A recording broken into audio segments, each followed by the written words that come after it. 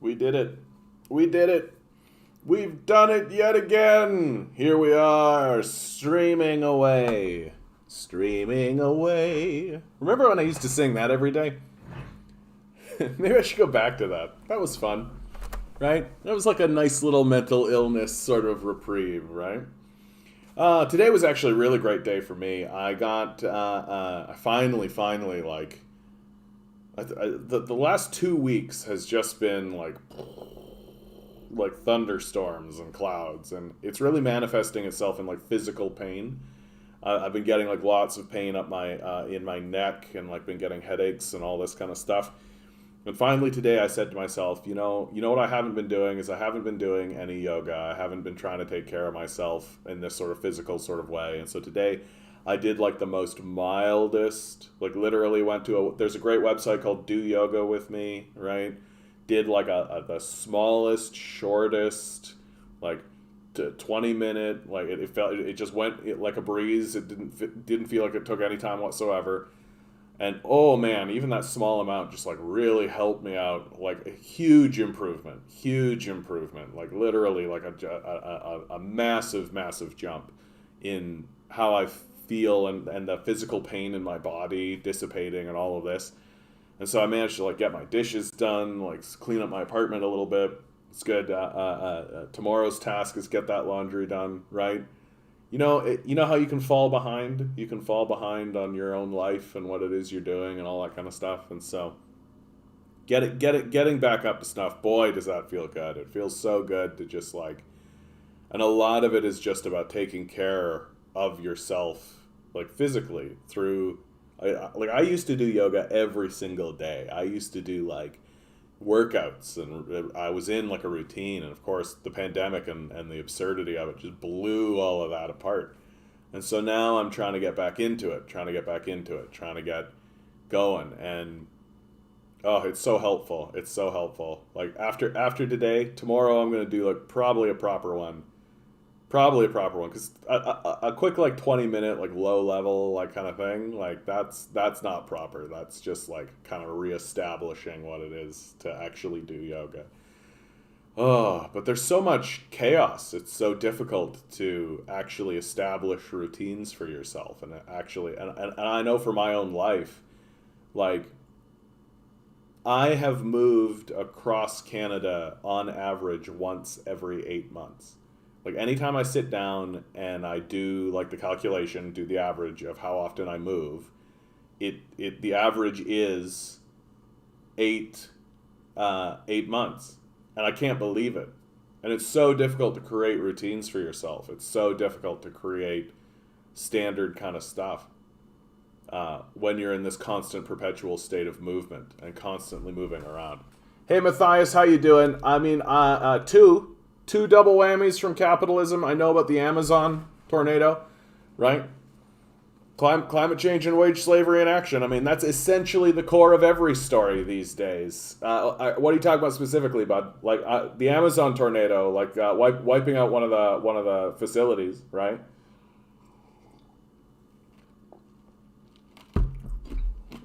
Sorry, I'm not like, I've seen people who have been like jumping all over Amazon for like the fact that it happened.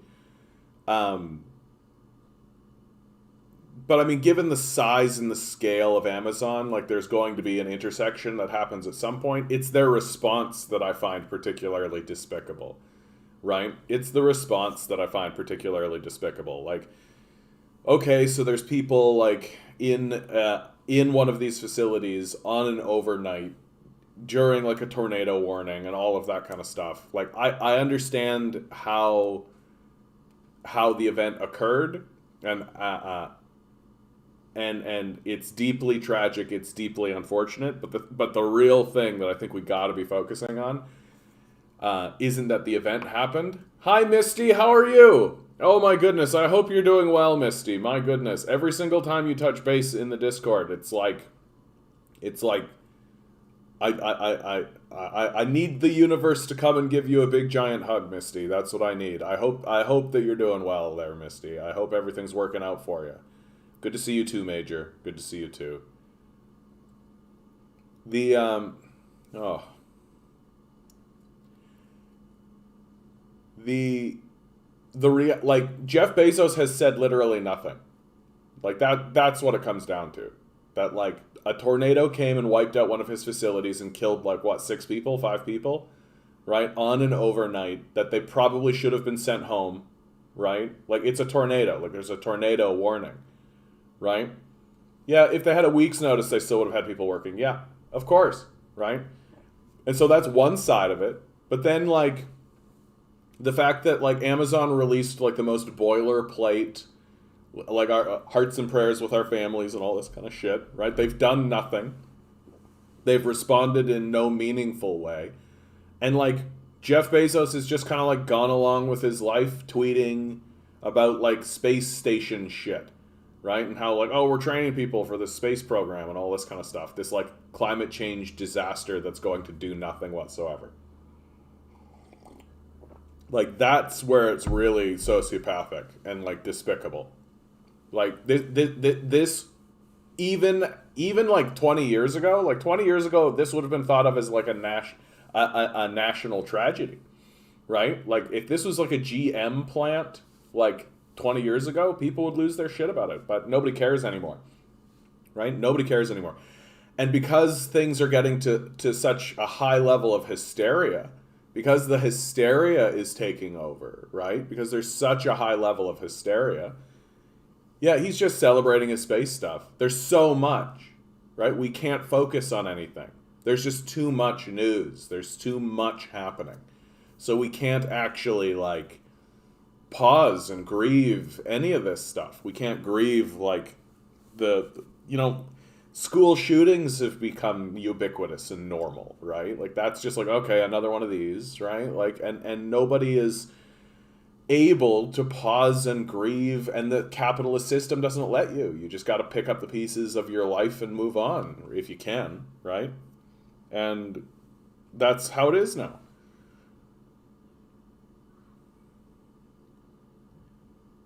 Oh yes. How are your mothers? How are things going on that front? Let's get a little bit personal, why not? And while we're thinking of that and while we're doing that, why don't we pop on over? Say farewell to a total burn on conservative Christians, right? And all the believers were together and held all things in common. They sold their property and possessions and distributed the money to those according to their needs. Acts 2:44-45. Oh shit. Early Christians were communists. That's right, Milo. That's right. We should bark at the absurd, hysterical hypocrisy of conservative Christianity, right? A paradox, if ever, has been offered up. So, pissed off coming on in with a 10. I hope you're doing well out there, bud. I know things are ridiculous these days. Recovering very well. Thanks. That's wonderful to hear, Major. That's wonderful. Here we go for today's number. I'm going for December a 6. 13, 2021. Nova Scotia. 10 good balls. To see you, bud. 10 balls. Each ball has a number. Each ball has a number. Numbers 1 through 10. Got a 1. Swirl the numbers. Swirl numbers. Fantastic. Pick a number. Here we go. We got Ezial in with an 8. Good to see you, Ezial. Today's number is 6. What did I say? Did I say a 6? Shit, I don't remember what I said. Did I say a 6? Did I? I don't remember. Oh my god. So, if it was a 6, then I'm the winner. But if not, so what I'm doing now, I'm connecting this random draw to my song list. So we're going to 6. Oh, sweet. I'm the best. So this song is for me. So I'm going to play this song. Well, so that's 2, 3. Come on. I got to organize this book, dude. I say it every time. I say it every single time because it's just like, okay, so that's 3. That's 4. That's 5. That's... Is that 6 or is this 6? I gotta organize this, dude. Yeah, let's do this one. This will be 6. Here we go. This is my song. So this is my song to myself, as graced from me from Mr. David Lynch. So with all the lovely energy.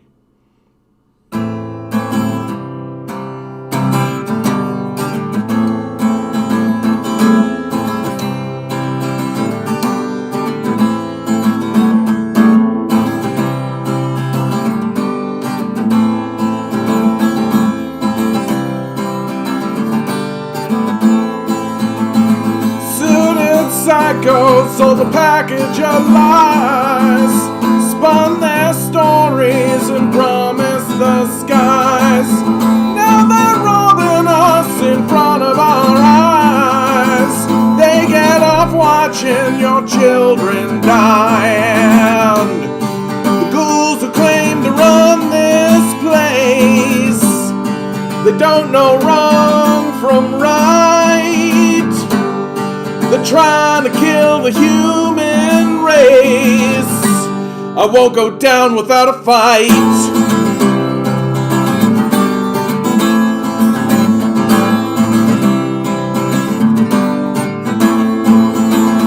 Raise the banners, take up the cause. Suicidal nations don't have any laws. Lift up your heads and take out your claws. Watch what happens when your apathy thaws. 'Cause the ghouls who claim to run this place, they don't know wrong from right. They're trying to kill the human race. I won't go down without a fight.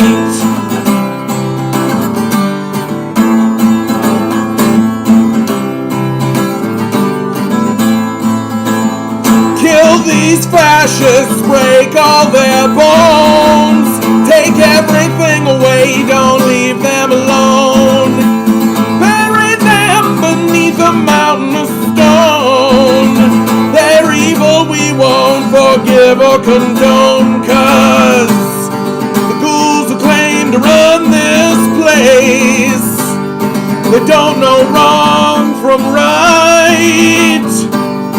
They're trying to kill the human race. I won't go down without a fight. Won't go down without a fight. Yeah!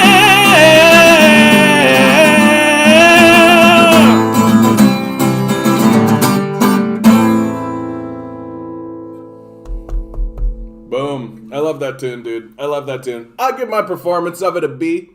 I'd say a B. I could have done better, I think. But you know what? I'm glad I played it, and I'm glad you were here to listen to it.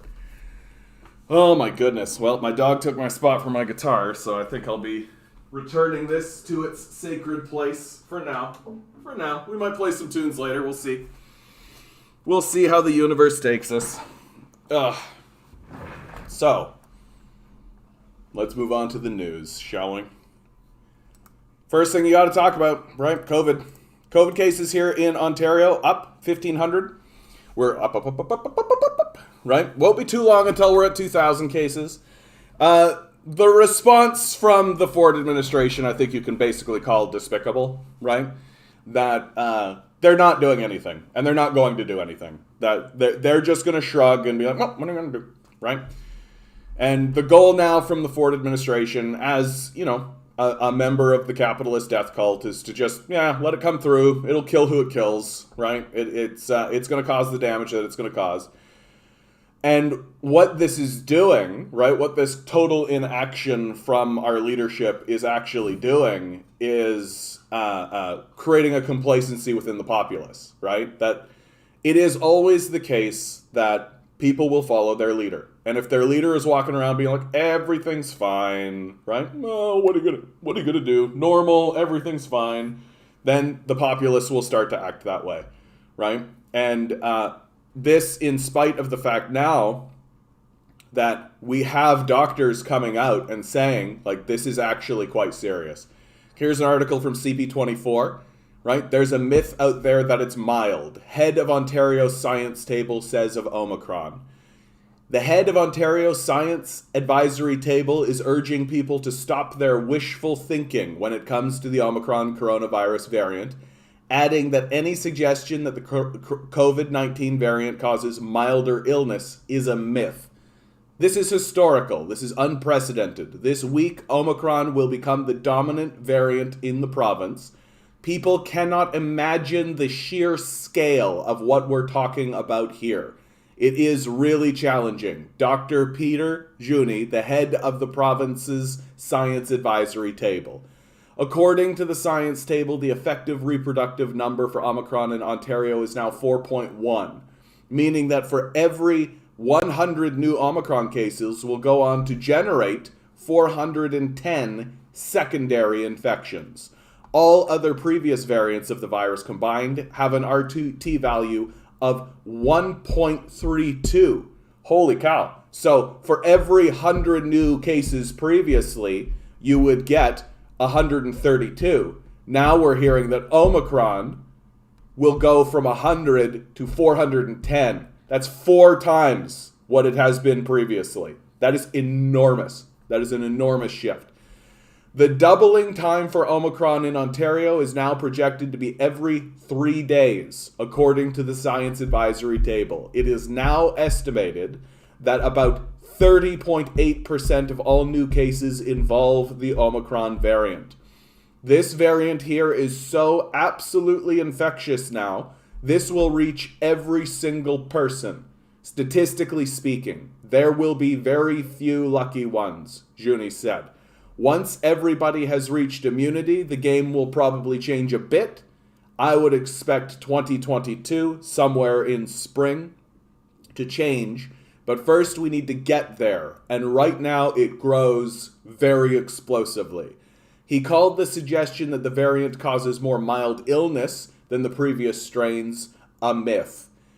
There is a myth out there that it's mild. We need to address this myth now, he said. Juni said some believe that early data from South Africa indicates that the variant of concern causes milder illness, but he was quick to point out some major differences between South Africa and Ontario. First of all, in South Africa, we only have about 7% of the population who are completely non-immune. All of those other people have either experienced infection or vaccination or both. We have about 30% of the adults there who are immunologically superhumans because they were actually infected, plus received 2 doses of the vaccine.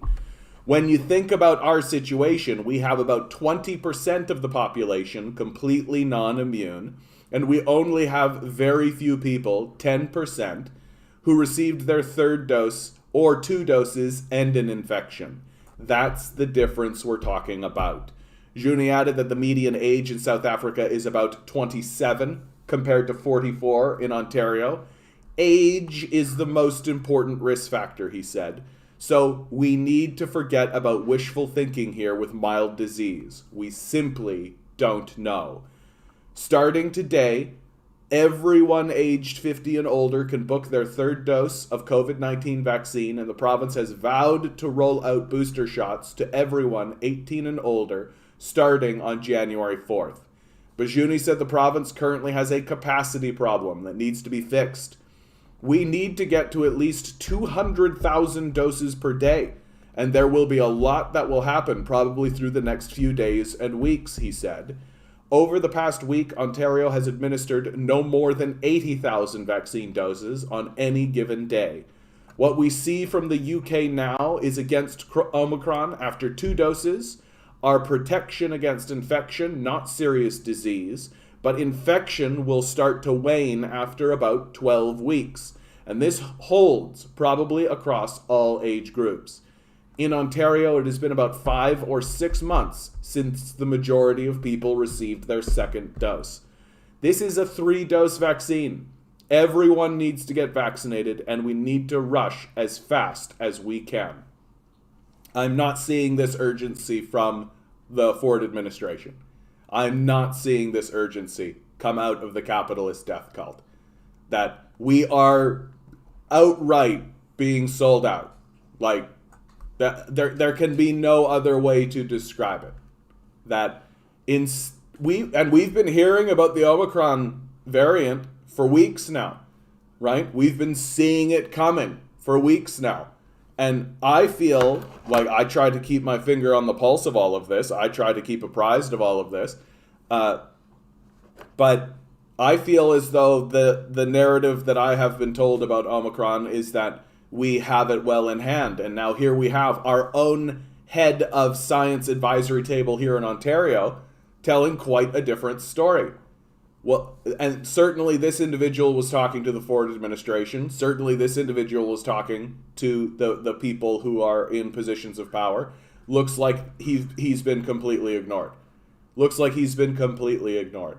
Because the truth of the reality is, if this information were to actually get into the populace, large enough sections of the populace might actually begin talking about going into some kind of lockdown situation, and the capitalist death cult cannot do that over Christmas.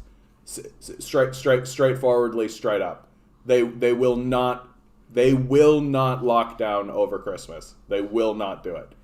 And so Christmas is steadily turning in to just a sacrificial period that we literally are wouldn't it be the great irony that the COVID season, the season of death here in North America becomes Christmas?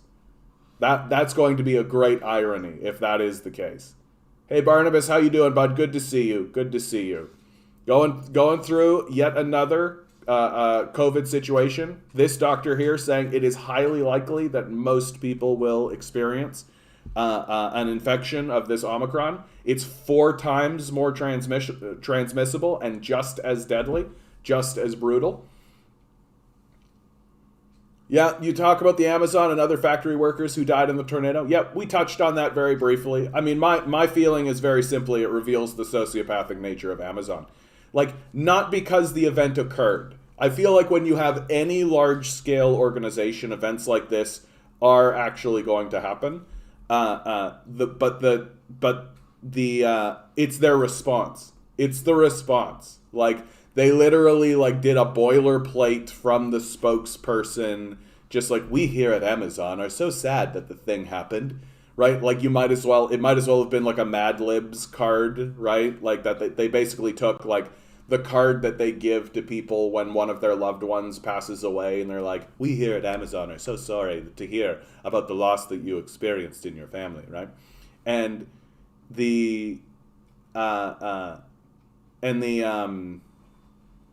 but like Jeff Bezos, literally, like, no tweet, no nothing from him. Like, he's still tweeting about his space team. Like, he doesn't care. It's very straightforward. Like, he doesn't care about this tragedy that occurred at one of his facilities because he's likely not paying attention to it, right? He probably doesn't care, right? Like once you reach like hundreds of billions of dollars, like, he has people running these facilities for him. Like, he doesn't actually do anything, right? And so when one of these events happens, it's just like, oh, no, we're gonna move on, right? And it's like a classic strategy. Just don't talk about it. Right? Nobody in the media is going to talk about it. Like, literally all of the information that I am seeing coming out about this particular situation with the Amazon facility is coming from just people. It's just like the meme culture, essentially, right? Like, no one is actually reporting on it. Like, I'm not seeing any like mainstream media, big sources or articles or anything, right? Like, ooh, well, you guys want to hear this?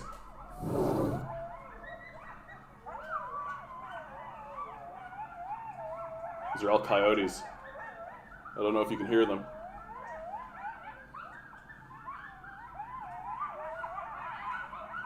Well, they're having a good time. Yeah, that's why I don't take my dog out around the graveyard anymore. NBC has one, and I suspect more will come out. Like, I'm sure that like they're doing like exposés and stuff, and they've got to walk softly. Like, Jeff Bezos is like Lex Luthor, right? Like, he has hundreds of billions of dollars at his disposal. If he wants to destroy you, he will, right? So you've got to walk softly. And what with the Julian Assange case going on now, journalists have been put on notice, right? Like, journalists have been put on notice by the United States State Department and by the powerful in the country, right? If you report on things we don't want you to report on, we will destroy you. Take a look at Julian Assange, right? Take a look at him.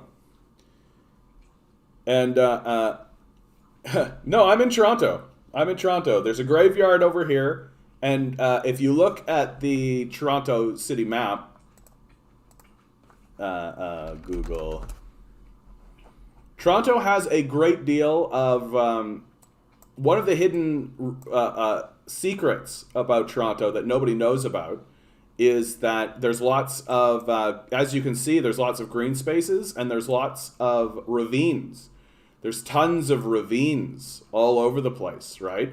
So you literally can just like duck down like a staircase and then suddenly you are in wilderness. Yeah, thank you, Barnabas. I appreciate it, right? That's why I'm being a little bit like, here's Toronto, right? Where am I in Toronto? You'll never know.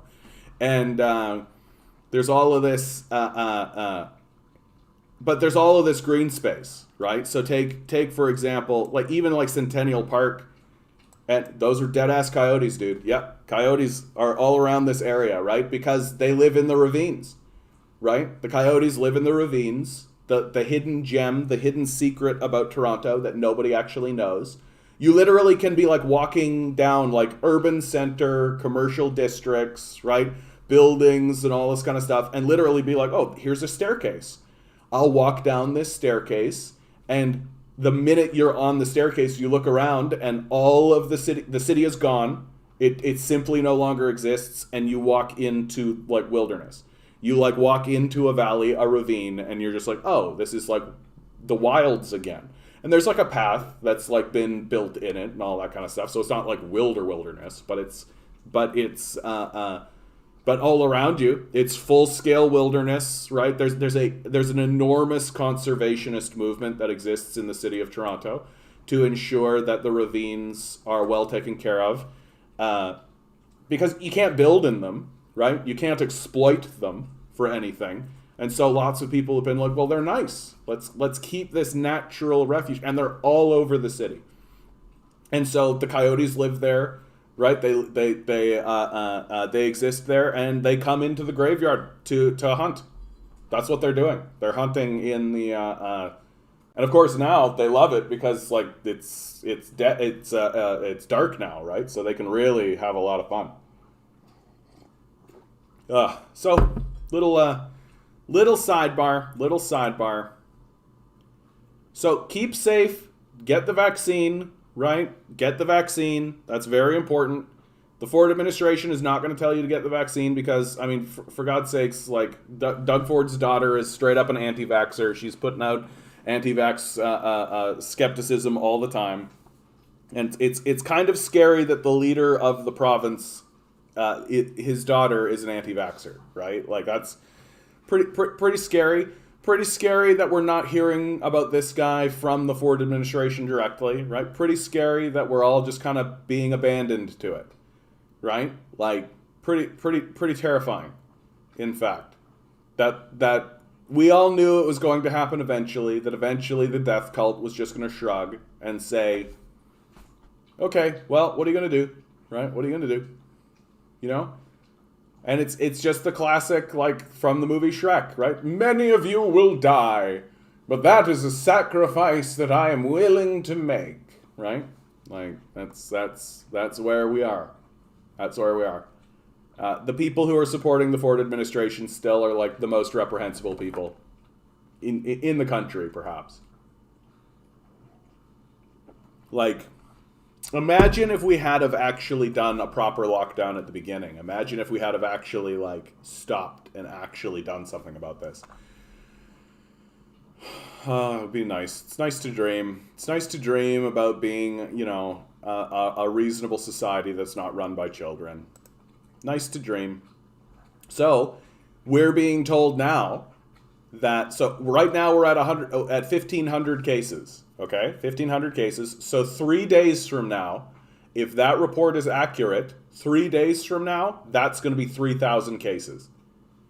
if this report is accurate. And given that we're not doing any lockdowns, we're not going into anything. I've seen one report that's in like Kingston, which is like this tiny little suburb, or a tiny little, tiny, it's like 100,000 people, but they're doing like modest lockdowns.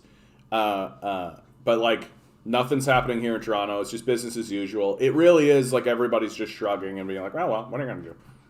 Right? Yeah, well, what are you going to do? Right, what are you going to do? And like, what are we going to do? Right? Like, what are we going to do? It's a good question. Right? It's a good question. I recommend to everybody get vaccinated so that when you contract this thing, at least it'll reduce your chances of being hospitalized by it. Right? It'll increase your odds of survivability. Right? Yep. Waiting for my booster notice. That's what we're doing now. Right? Wash your hands, wear your mask, all that stuff. Because the death cult needs to make more money. Very, very, very simply put. David Thompson, Jeff Bezos, like they just need more money for some reason. And no one can actually tell me what that reason is for. But for some reason. So, Canada has planted only 8.5 of 2 billion trees promised by Trudeau so far. Are we shocked?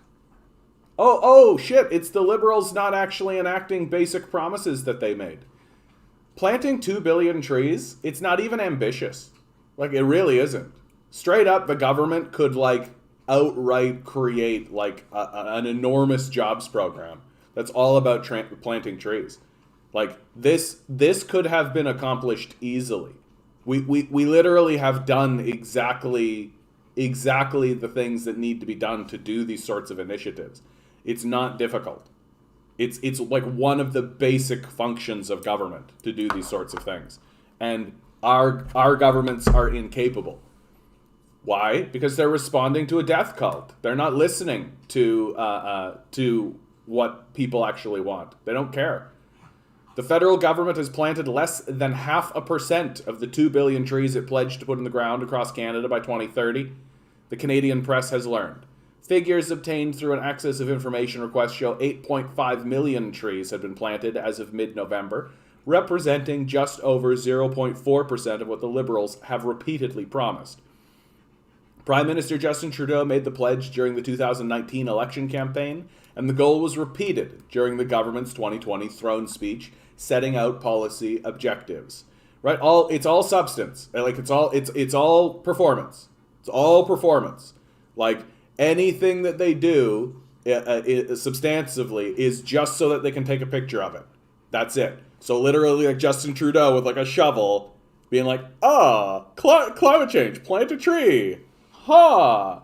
And that's the percentage that you get so that they can take a picture of it, shove it in your face and be like, see? And then moving on.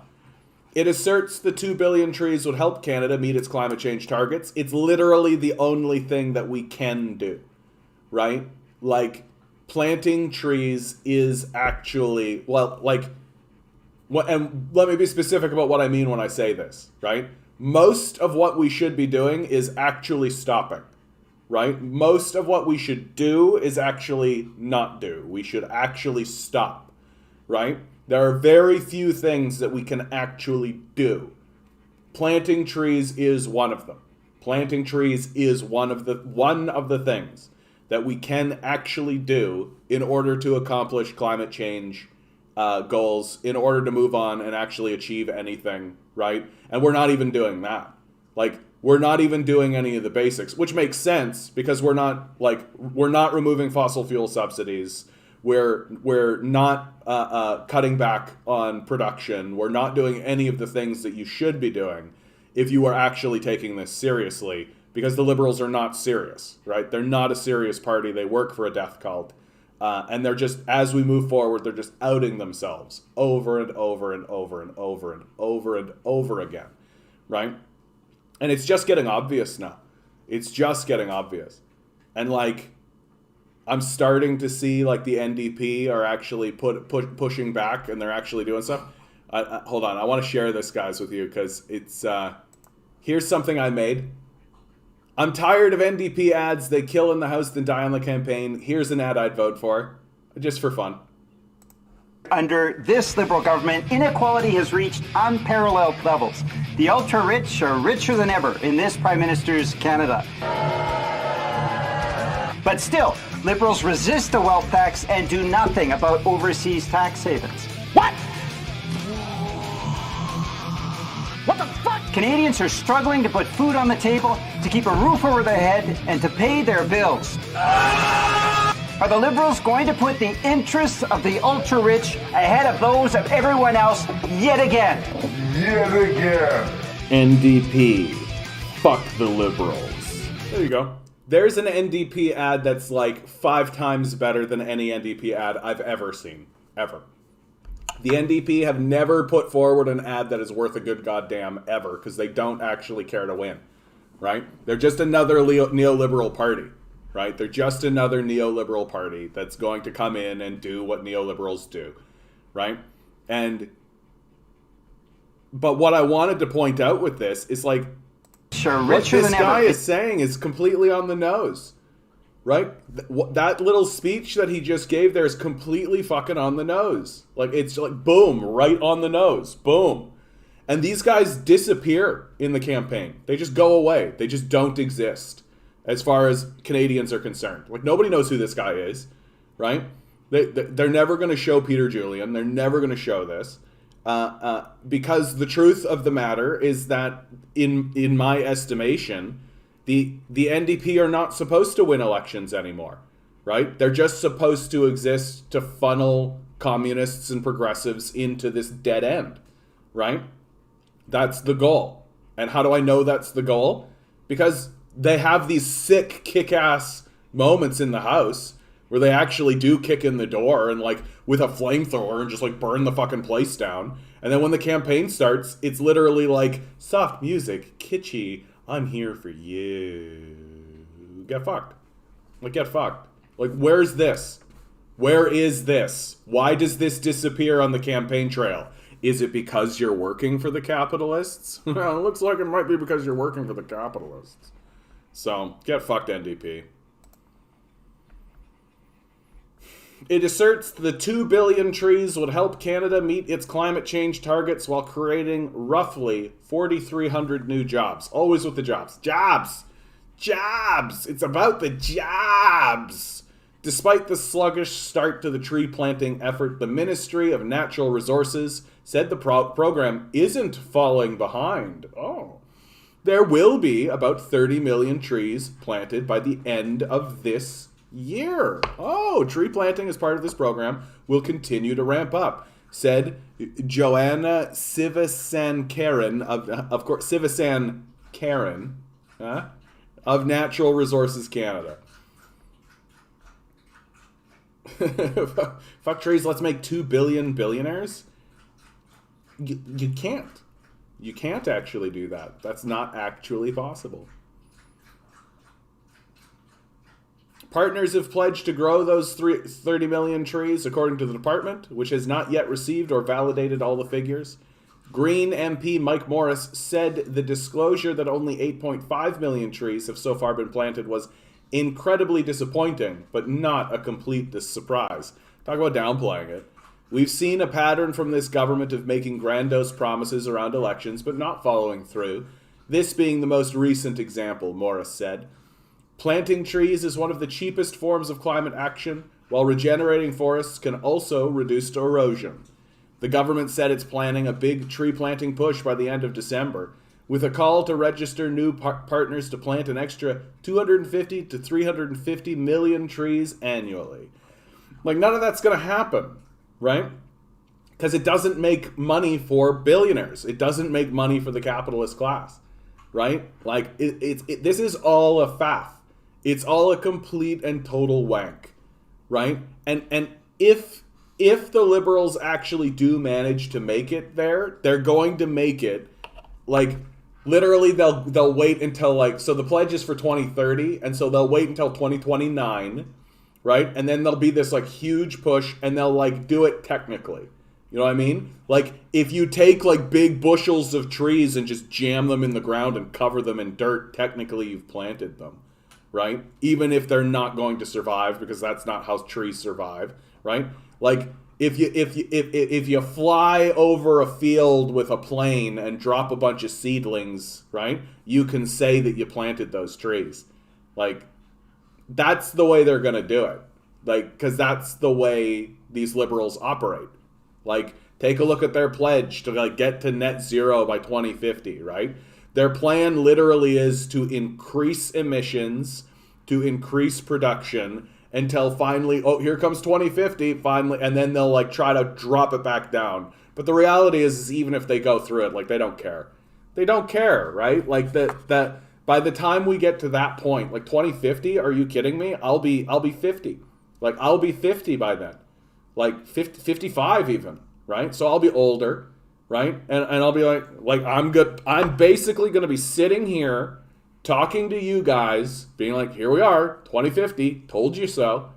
Right? Why did we listen to these fucking dumbass liberals? Who's so stupid? Right? And it's just like,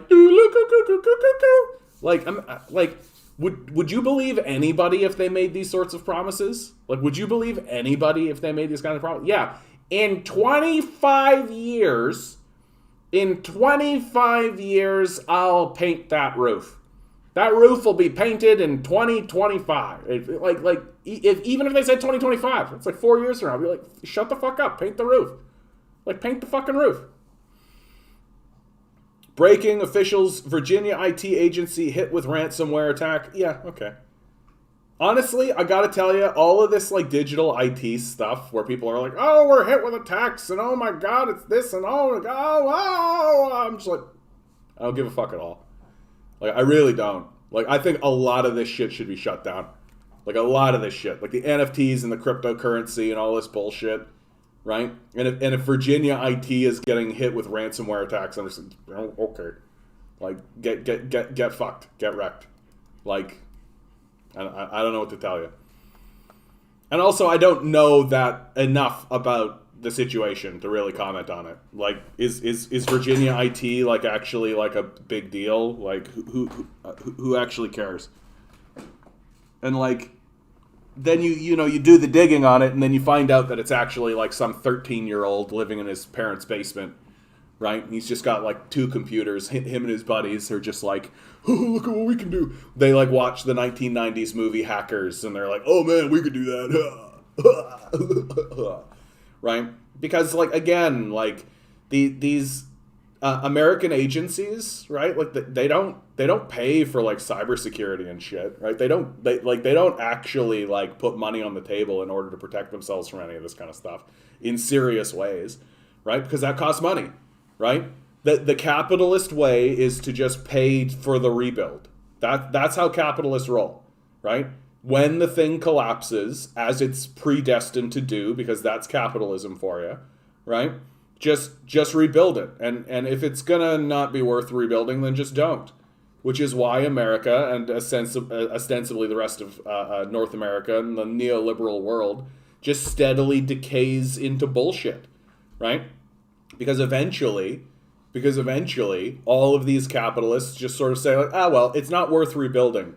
Sure, it'll benefit millions of people, but I don't care, right? And that's the structure and the beating heart of the system, right? If it doesn't benefit the billionaire class, it doesn't happen, right? So like, Virginia IT agency, let's say this gets taken down or corrupted or any of this kind of stuff. Well, do the billionaires rely on Virginia IT for what? Right? So everyone will probably just shrug and be like, oh, well. So that's what's probably going to happen. And if it turns into like a bigger story, like it's China, right? Like, I mean, is it? We all remember what they did with like the Russia Gate shit, right? Can you actually believe what these guys report anymore? Meanwhile, white supremacists in Canada's military pose active counterintelligence threat. Watchdog. This is from Global News by Alex Boutillier. Boutillier. There's a real rural Alex Boutillier. It's probably like Boutillier. It's actually probably like extremely beautiful. Anyway. White supremacists in Canada's armed forces pose an active counterintelligence threat, and national defense officials are limited in their ability to root them out, the country's national security watchdog says.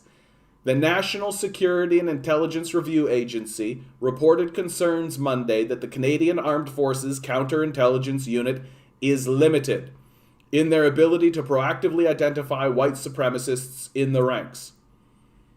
The presence of white supremacy within the Canadian military has been well documented. White supremacist groups actively seek individuals with prior military training and experience, or conversely, encourage individuals to enlist in order to gain access to specialized training, tactics, and equipment, the report finds.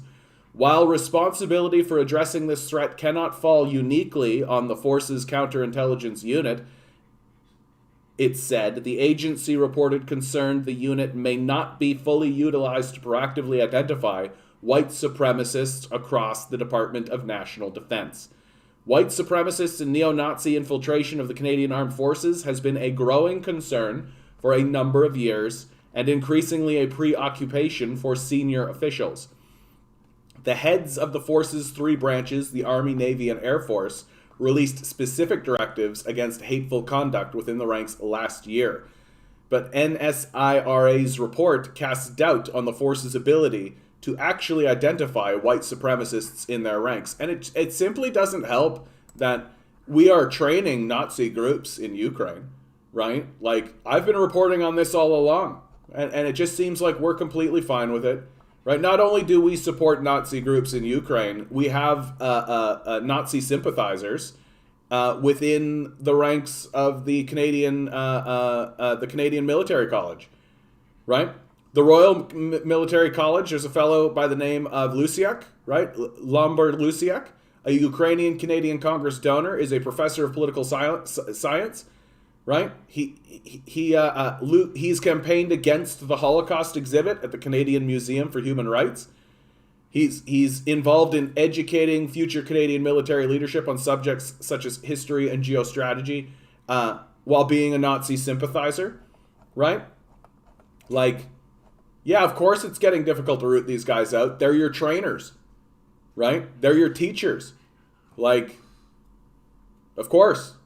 So as our military begins to go further and further to the right, and as we actively work to train and armed Ukrainian neo-Nazi groups, right, under these Nazi collaborating liberals, like, yeah, it's going to get more and more difficult to do as they cover for one another, right? Why would a man like Lusiak want to report on white supremacists and neo-Nazis within the ranks of the Canadian military? Why would a man like that want to do that? And then you have like lieutenants, and those lieutenants are working with privates. Why would they want to report on that when they are doing that, right? Like this is the future of the Canadian military, as far as I'm concerned. And we're being told straight out, white supremacists in Canada's military pose an active counterintelligence threat, and we can't get rid of them. We don't know how. Cool.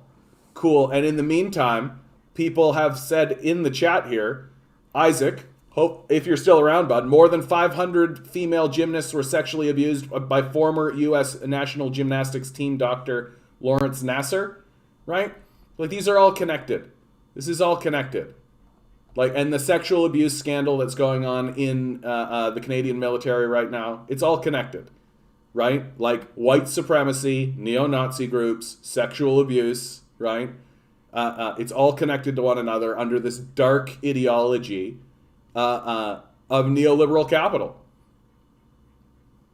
Propaganda, good to see you, bud. Yo, just got a clip of Vosh saying he was an informant.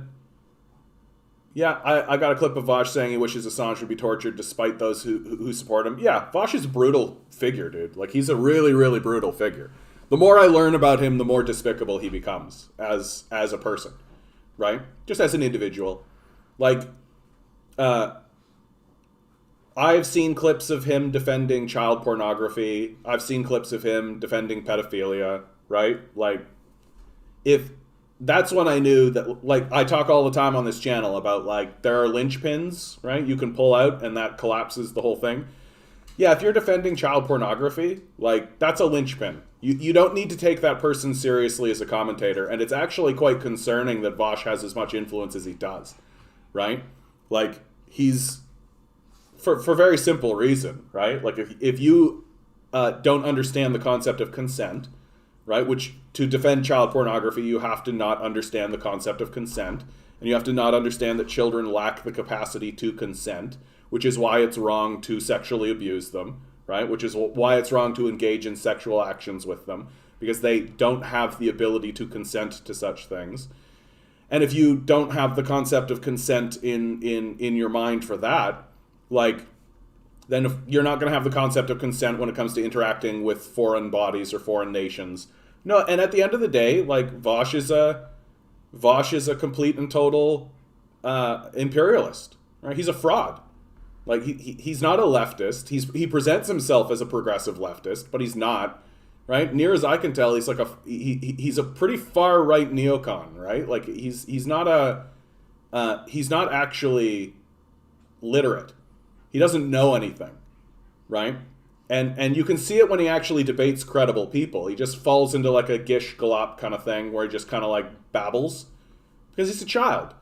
And I think the only reason why Vosh gets as far as he does is because he's actually got this pretty nice voice, right? His voice is actually really strong and powerful. And so people are drawn in by just how nice sounding the voice is. It's a good radio voice, right? And that does work. Like, that draws people in to a degree. But when you actually listen to what he has to say, it's reprehensible. Like, he would fit in very nicely on Fox News. He'd fit in very nicely, like, and to hear that he's like, yeah, Vosh saying he's an informant. Oh, I'm shocked. Yeah, the CIA and the FBI have a long history of using pedophiles for their benefit, right? Like, and a pedophile like Vosh is right up their alley, right? Like, if you're willing to use children for sexual gratification the way that he must, then, like, there is no limit to your depravity, right? And hopefully his fan base realizes what he is as they grow up and really begin to see that, like, oh, hey, this was cool when I was like 14, but, you know, now that I'm like an adult and I have adult concerns, a guy like Vosh is actually like pretty despicable as a person. And incoming YouTube drama, like, okay, like, Vosh is not a challenge. Like, he's not an intelligent person.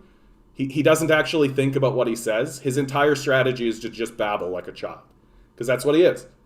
That's what he is. Like, and if this somehow invokes the rage of Vosh, oh no, I got to put up with a child squalling for a minute. Like, he's just a baby. Like, he's just a baby. Like, he's just a squalling baby that somehow we want to watch for some reason. He's never said anything interesting. He's never said anything remarkably. Like, he's just a young version of an imperialist. Yeah, no, that all of these guys will do that, right? Like, that's why I bailed on the New Atheists ultimately, right? Because somebody says to them, like, hey, have you ever read the theology? And then they literally come out with a defense for why you shouldn't read. Like, which, too bad. Like, too bad. You don't get to claim to be an expert or literate or interesting if none of that. You don't claim to be interesting at all. Like, if you're not gonna read or understand what's going on.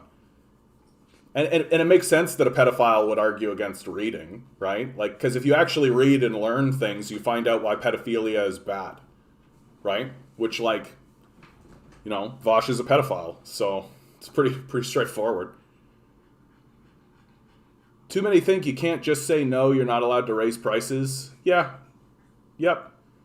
Like, the inflation, like, part of it is just price gouging, right? Oh, big shock, capitalists price gouge. Like, that's part of the gift. That's part of the grift. That's part of the game, right? They price gouge.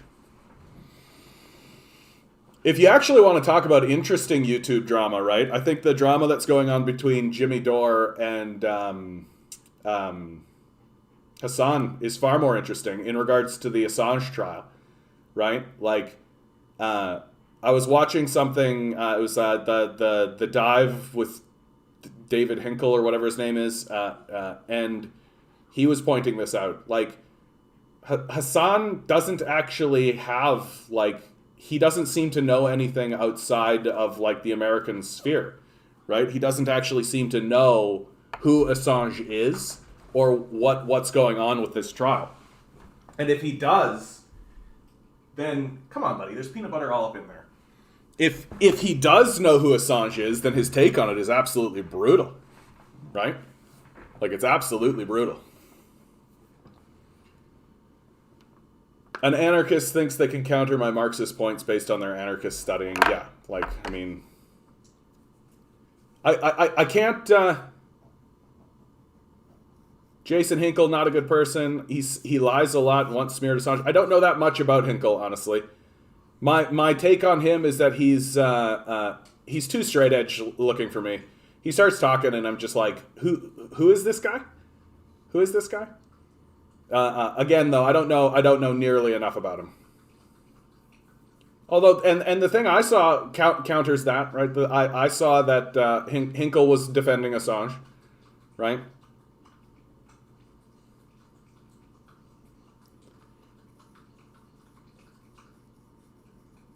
Oh yeah. What's this about Vosh and young girls? No, there are clips around. You can find them, right? I'm not going to bother, but, like, you can find Vosh defending pedophilia. Like, it's pretty straightforward, right? And I don't know. I could see how a guy like Jackson Hinkle, right? Like, he's probably just like, Hinkle was pro squad to the point of not supporting Assange. Yeah, and I mean, like, the not supporting Julian Assange at this point is just like it's pretty brutal. Like, it's pretty brutal. Like, what's happening to Julian Assange is absolutely crazy, right? Like, it is putting journalists and journalism on oh, why am I blanking on this? But on alert, like on notice. That's what it is, right? It's just putting on notice. No, and don't bother watching Vosh. You're not going to get anything out of it. Good to see you, Vince. This book, This book is Dr. Fauci's new book. Is it full of good information or is it just like hot gossip? Anyway. Did you know an 11-minute spaceflight emits no fewer than 75 tons of carbon per passenger once indirect emissions are taken into account? Meanwhile, about 1 billion individuals emit less than 1 ton per person per year over their entire lifetime.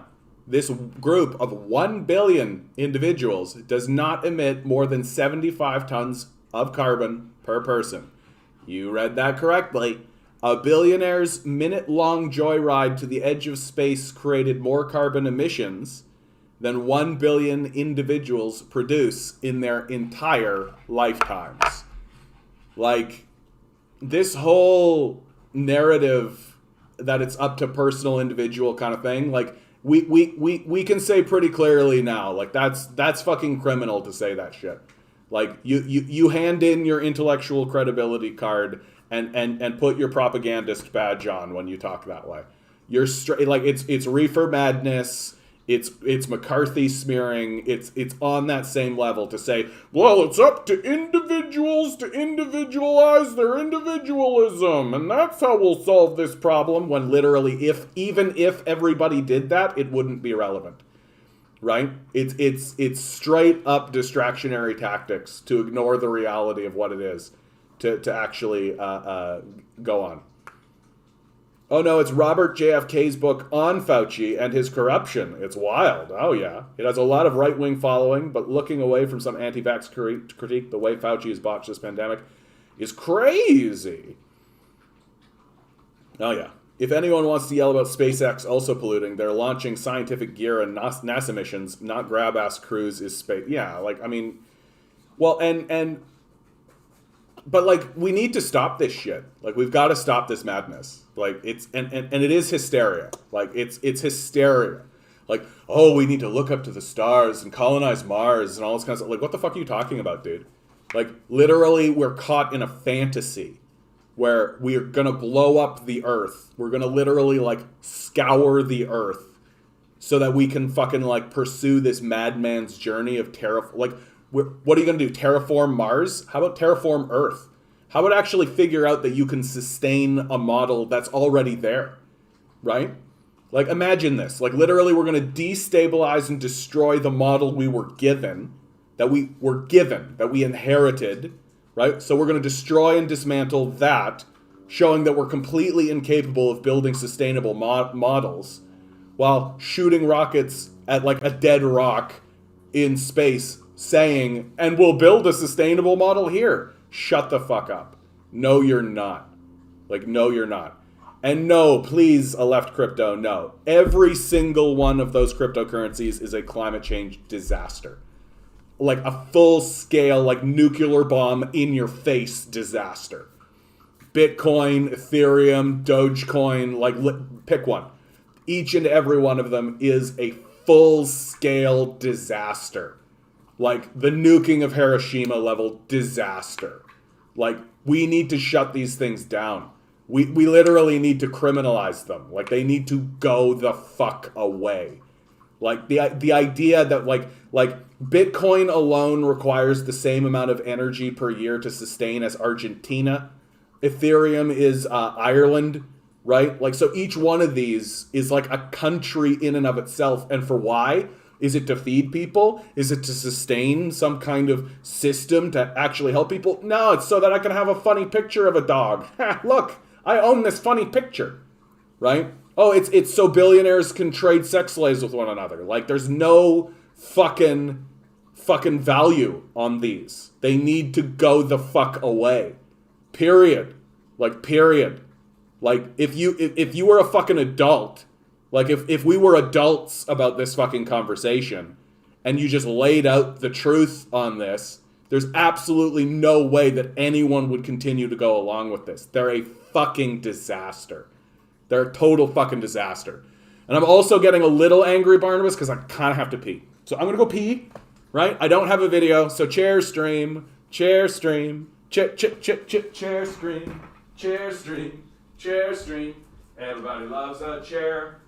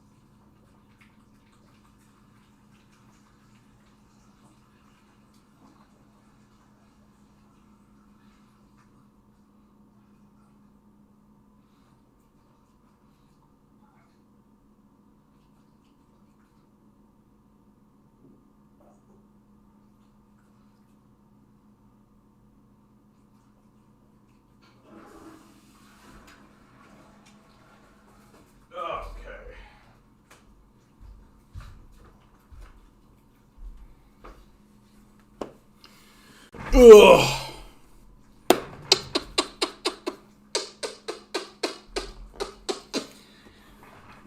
You remember those shows like America's Got Talent, right? So Finland had one called Finland's Got Talent, and the fellow who won the whole thing was a guy who could do hand farts like this, but he could play songs, right? This is who Finland had win their thing. I'm like, way to troll the system, Finland. Way to look at the system and be like, hey, that's a talent, right? Come on, he's doing hand farts and he's making songs with it, right? Just absolutely fucking trolling this thing. And so then they do like the World's Got Talent. So they take all of the winners of seasons, like the Americans get theirs, and like the Iranians bring theirs, and so it's like a world kind of thing where everybody sends their winner. And like the Americans, of course, like their winner is like, like there's singers and there's like jugglers and people actually doing stuff. And here comes the Finland guy.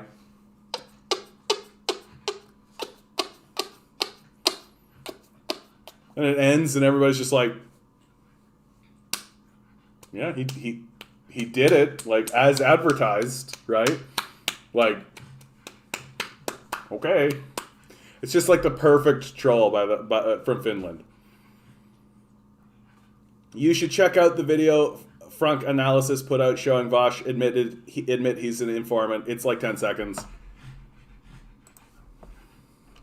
You know what? I am actually a bit jealous, honestly, Barnabas. I am. Okay. Frank Analysis. Is this a YouTube thing?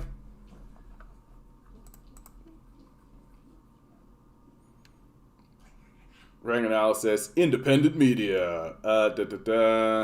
Where's the search button? Search button! Come on. There it is. Search. Vosh. Like a Fed op. Like, you could say that about literally anything. You know, there are informants everywhere. I'm an informant. Why do you think I did Antifa work back in Santa Monica, you know? I was ratting out names. Absolutely. We've all been informants, you know? Yeah. Wow. Straight up. Just like, yeah, I've been an informant. Gross. Yeah. Vosh is a gross person, dude. Like, he's just a gross person. Like, why? Incidentally, if you want to actually see something that's worth seeing, Chris Hedges at the Moravian College, The Myth of Human Progress and the Collapse of Complex Societies, were a worthwhile watch, right? Just literally, honestly, anything Chris Hedges does. Like, if you want to actually see, like, a legitimate commentator, if you want to see an adult, like, this is the thing that blows me away about Vosh. Like, I shouldn't say blows me away, but just, like, he's so obviously, like, his fan base is obviously kids. Like, pretty obviously, right? Just the gamer kids, right? Like, probably at best, the oldest amongst them are people Vosh's age, right? And younger, and they're all just the, like, gamer kids, right? But, like, they're not adults. So, like, basically when you're seeing Vosh, you're just seeing what the kids are saying, right? That's it. And he's got no sense of, like, humility, no sense of, like, awareness about who he is or what he's doing. Like, literally the guy is just admitting to be a CIA informant, right? And I bet his base is just like, yeah, the CIA on our side. Yeah, the CIA worked for us. Like, it's embarrassing. Like, it's embarrassing to see a group of people who are so without awareness and who are so incapable of understanding that they're the villains in the story, right? Like, like, Canada and the United States are imperialist nations that have always destroyed other people, right? So here's a great example, right? The Canadian government was embarrassed by remarks Bruce made to the press. In an interview published in the Toronto Star on 12 of August, he reportedly described Japan's invasion of China as simply an attempt to put her neighbor country into decent shape, as she has already done in Manchuria. As Canada enjoyed a trade surplus with Japan, it should not try to curb her markets, but to help her expand and expand with her. His remarks outraged pacifists and sympathizers with China, right? On this day in 1937, the Nanjing Massacre began. 300,000 Chinese citizens were murdered by the invading Japanese army before it ended. Canada did nothing to oppose this massacre. Canada's former ambassador to China. This was our ambassador to China. Rudolph Bruce whitewashed this, claiming Japan's invasion was done to put her neighboring country into decent shape. Which is the same argument we used when we were destroying the First Nations people, right? Like, oh, they're a savage people, they'll be better off for the genocide, right? Gamer kids who were Gamergate chuds, reactionaries prior to finding Vosh, to be precise. Yeah. And honestly, like, I didn't think I'd be fucking talking about Vosh this much today, but, like, Vosh is what happens in a vacuum, right? Like, in the like, early days of the internet, right? Nobody knew that this YouTube thing was actually going to work, right? Nobody knew that this YouTube thing was actually going to like be able to sustain anybody or create. You've got lots of peanut butter, dude. What are you whining at me about? And so nobody knew it was going to work. And so the first kind of wave of people who have sort of set the stage, right? Well, Vosh is one of them, right? And there's a few of them. Someone like Kyle Kulinski, for example, right? And Kyle Kulinski has done a good job of becoming a more mainstream sort of commentator. And he's done it by being straightforward, honest, forthright, and not basing what he says on evidence that he sees. You can disagree with him, right? But you can't really accuse Kulinski of just saying things so that people will like him. Like he always seems to be focusing on the truth. But the truth is, and David Dole is like this too, right? They just exist and they're kind of the first wave, right? And so they've got big bases because they were filling a vacuum, right? And that's exactly Vosh. And likely what's going to happen to Vosh is that as his base grows up, he'll just disappear. That's it. He'll just fucking disappear, right? And just become this kind of obscurist figure who just, says whatever his base wants him to say. Like, this is something that can happen to these guys, right? Like, I look at somebody like Tim Pool, right? They become a parody of themselves, right? Because they're not interested in telling the truth, if they were ever interested in telling the truth in the first place. They're interested in the money. They're interested in your support. They're interested in their business model, right? Like, they're not actually interested in anything other than that. And so if you want them to say this, they will, right? Whereas people like me, right? Like you could give me a lot of money. I'm going to tell you what the truth is, right? And if somebody doesn't, let's say I get a Patreon. Let's say I get a Patreon that gives me $1,000 a month, right? And then they start telling me like, hey, you should say this thing that's not true, and I don't have any sources, or like it's just speculative or any of this kind of stuff. I'm going to tell them no. And if that means they walk away, then bye, bud. Like, bye, Felicia. Like, I'm not gonna sell out. I'm not gonna sell out my integrity and my integrity for truth for something like money, right? Like, money's everywhere, right? Money's the most common thing you can get. Your integrity is infinite and invaluable. Because once you lose your integrity, you never get it back.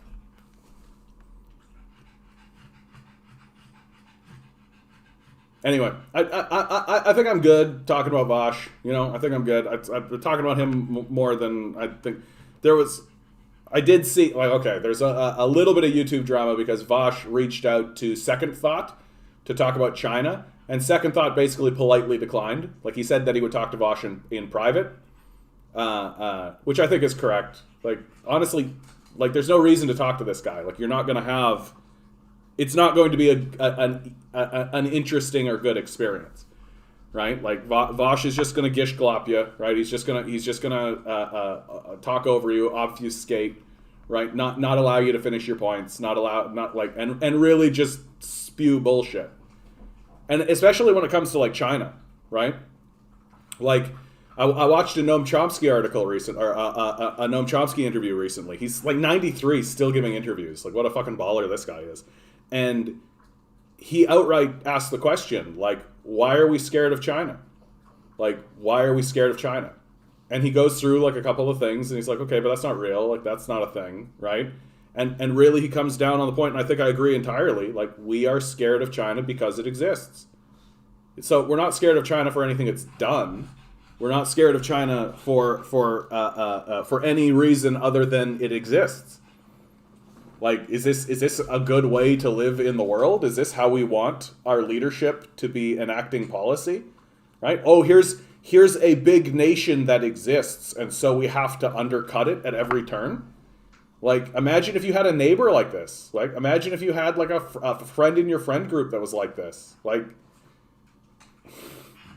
and it's just, ugh. And like a guy like Vosh is only interested in affirming the bigotry and xenophobia of his own base. Right? That's the reason why he wants to have guys on to defend China, so that he can just spread his xenophobic bullshit around. Right? And try to make you look like a buffoon by gish galloping you. Right? And he doesn't quite realize that he's the buffoon. Anyway. Too much fucking Vosh. I don't need to fucking talk about this guy anymore. Like, and in the meantime, right? Military spending 2020 in US dollars. NATO and allies are in blue. Right? China and Russia. Doink doink. Rest of the world. Right? New Zealand, Australia, South Korea, Japan, NATO. Like, what do you fucking think is going on in the world today, man? Like, this is it's extremely obvious what is happening. Right? Just simply with this graph alone. Like, if I showed you this graph, and I asked you, so who do you think is, like, the offensive terroristic dominating force in the world? Who do you think's the empire? Who do you think's the one that's going on causing problems for people? Just based on exclusively this, right? Well, obviously it's NATO. Like, obviously. Right? Like, they're the ones that are spending all their money on weapons. Right? And then you just start, like, layering in some just obvious glaring truths. Right? Like, so if you had a country that spent all of this money on weapons, and then didn't actually give healthcare to its citizens, what would you think about it? Right? Well, yeah, I'm glad I'm not scared of China. I'm afraid of America too, because we have good reason to be afraid of America. Right? Who has China invaded? Right? You got to look and see, like, there are, like, minor border scuffles. Right? There's like refugee situations. The situation with Taiwan, which has been going on since Mao. Right? Like, there may actually be war with over Taiwan, right? And let me explicitly state, for the record, what is actually going on, near as I can tell, with the Taiwan situation, right? So when Mao was the leader, and there was the war against the royalty, right, who lived on Taiwan, right? They ran off to Taiwan. Right? They escaped to their castles in Taiwan while the Communist Party took over the mainland in China. So Mao wanted to take Taiwan, right? For obvious reasons. It's a symbolic victory, right? It's a way to simply say, okay, the Chinese royalty is over. This is the era of the Communist Party, right? We're going to do it. You want to know why Mao wasn't able to take Taiwan then? It wasn't for trying, right? He tried on several occasions to take Taiwan. Do you want to know why he wasn't allowed to? Because the Americans intervened, right? And since that time, under Mao, the only reason Taiwan has stood as Taiwan instead of just being part of China is because of United States intervention. That literally this is an internal conflict between China, right? And China's like old royalty, right? Taiwan's never declared its independence, right? As far as anyone is concerned, the conversation between mainland China and Taiwan is actually still unfolding. It's actually still happening. Right? Since Mao into Deng and now into Xi, right? That it's still unfolding, and the only reason it's not allowed to reach its logical conclusion is because of interventionism by the United States. That's it. And so it is highly likely that China will eventually push out into the South China Sea and the East China Sea with military vessels. It is highly likely that China is going to assert itself in the South and East China Seas, and it is highly likely that they will eventually just land troops on Taiwan and be like, hey, what's up? And that'll be the end of it. Was China in Vietnam an invasion? I mean, I suspect that there are border scuffles, but the relationship between China and Vietnam is fairly stable. Like, Vietnam has reasons to be like, hey, yo, China, like, you don't own the South China Sea, right? Which is fair, right? Vietnam is very much connected to the South China Sea, right? Like, there's reasons for them to have these sort of territorial disputes. And there's reasons to actually have, like, minor border scuffles and minor border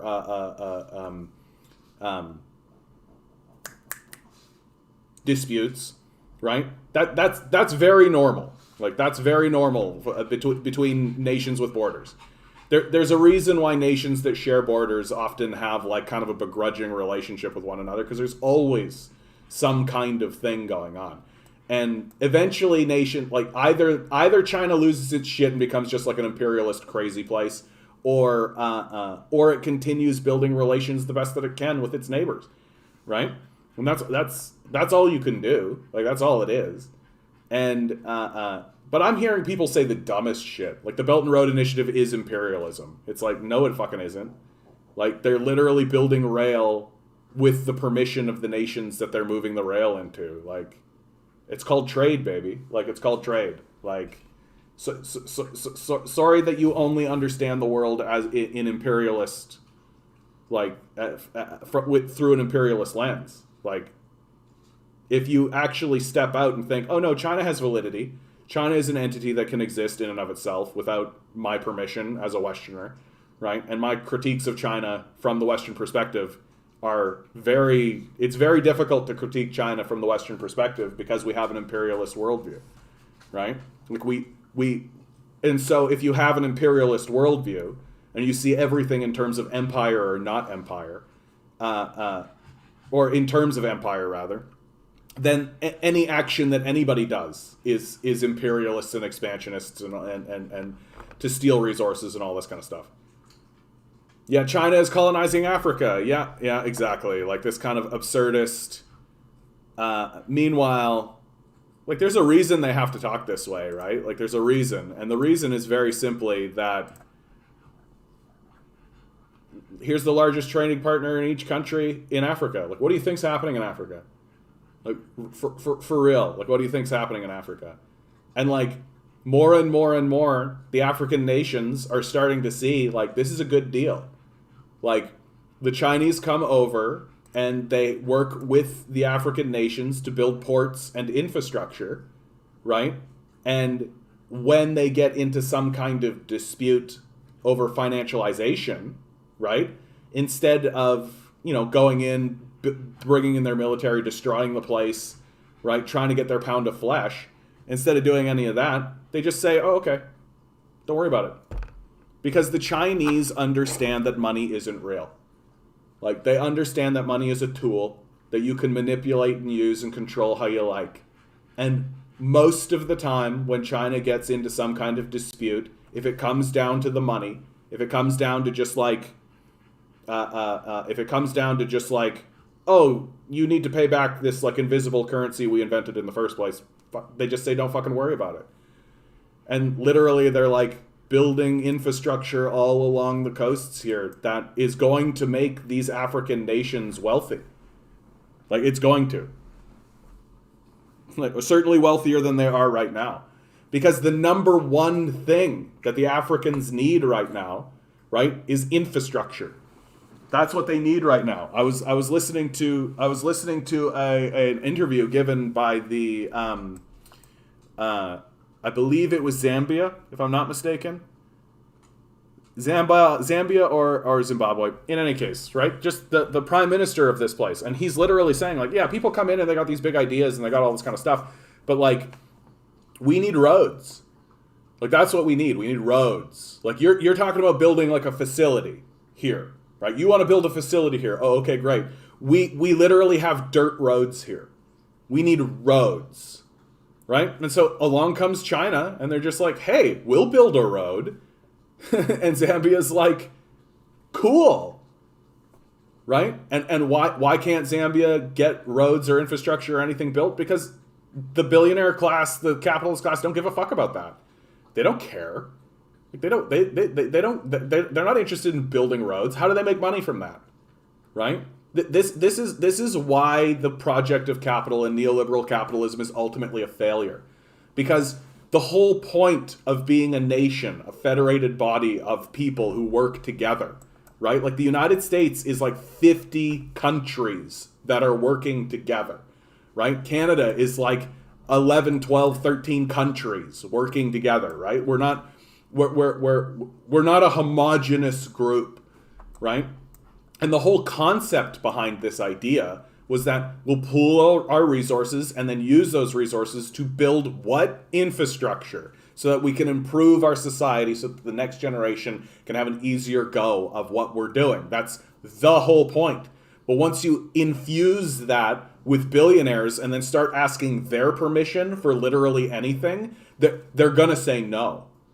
And it falls on the like one of those linchpins, right, about why the system fails is simply, if the point of investing is to make money, why would anyone invest if they already had all the money?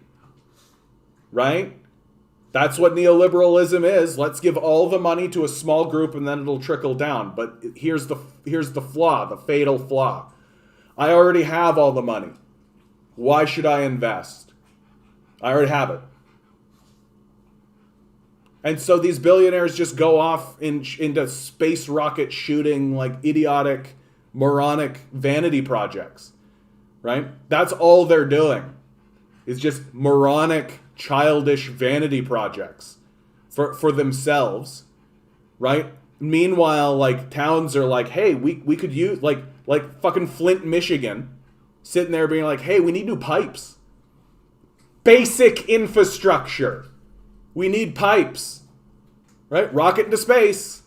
Why? Because you can't make any money giving black people clean water, right? That's the reason why it can't happen. And then, you know, the politicians who are bought by the billionaires, right? When it comes to, hand-wringing, can't tax those billionaires, can't do that. Oh, can't do that. Don't give a fuck. It's so sickening when Westerners project onto China their crimes, because it's like listening to a rapist virtue signaling about feminism and accusing other dudes of being misogynist. Yeah, it has that kind of a quality about it, right? Well, and also, like, it just gets, like, embarrassingly clueless, right? Like, the people who try to say, like, communism is guilty of atrocities because of a famine, right? And I straight up look at these guys, and I'm just like, even if I buy into this, right? There was a famine one time. What? There was no famine caused in India because of the British capitalists? That just didn't happen? Oh, okay. Well, what about the recent invasion in Iraq and Afghanistan?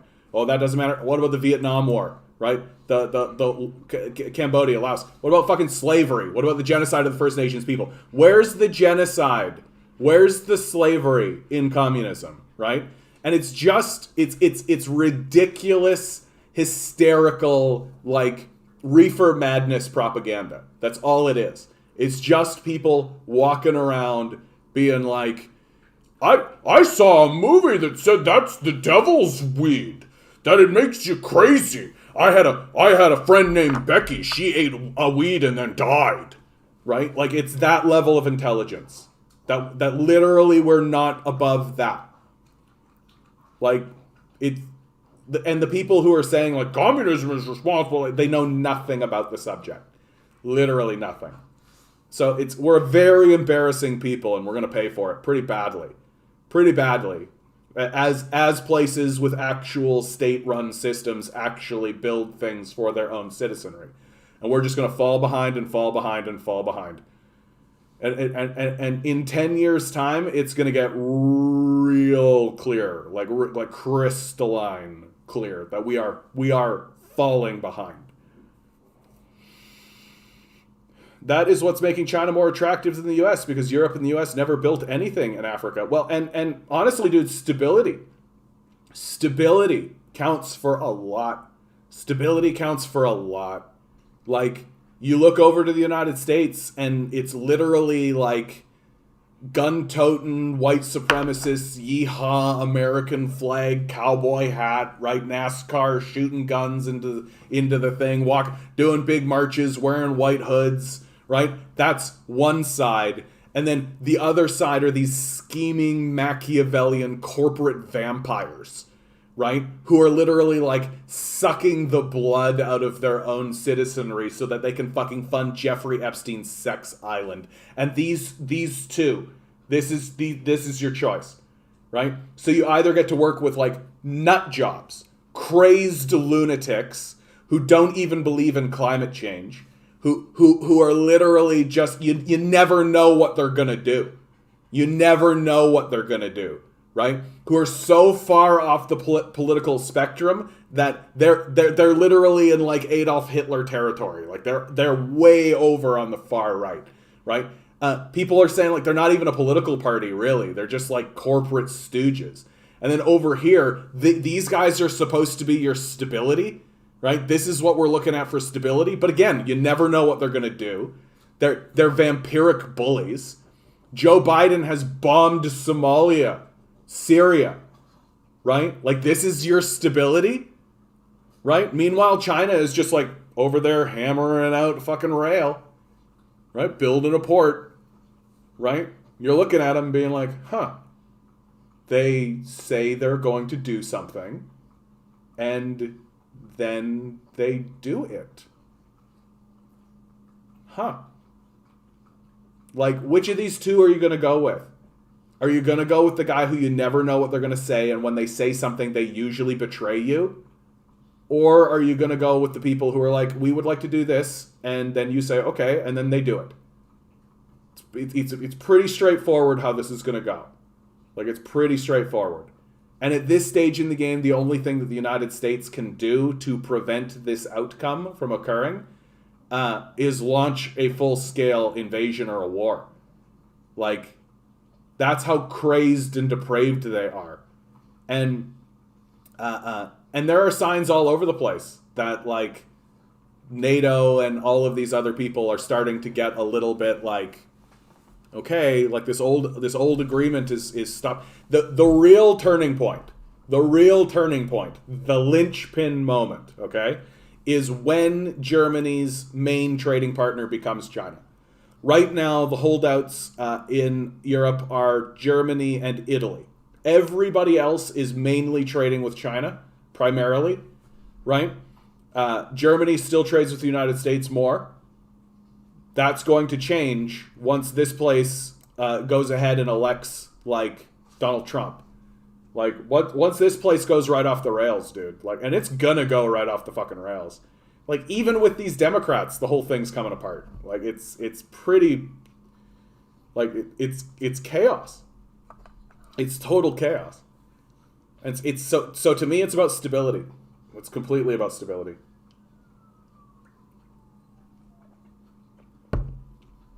Yeah. Thoughts on the new Ontario provincial poll? Ontario preferred premier polling, Ford 33, Horwath 20. Yeah, Del Duca. I mean, yeah.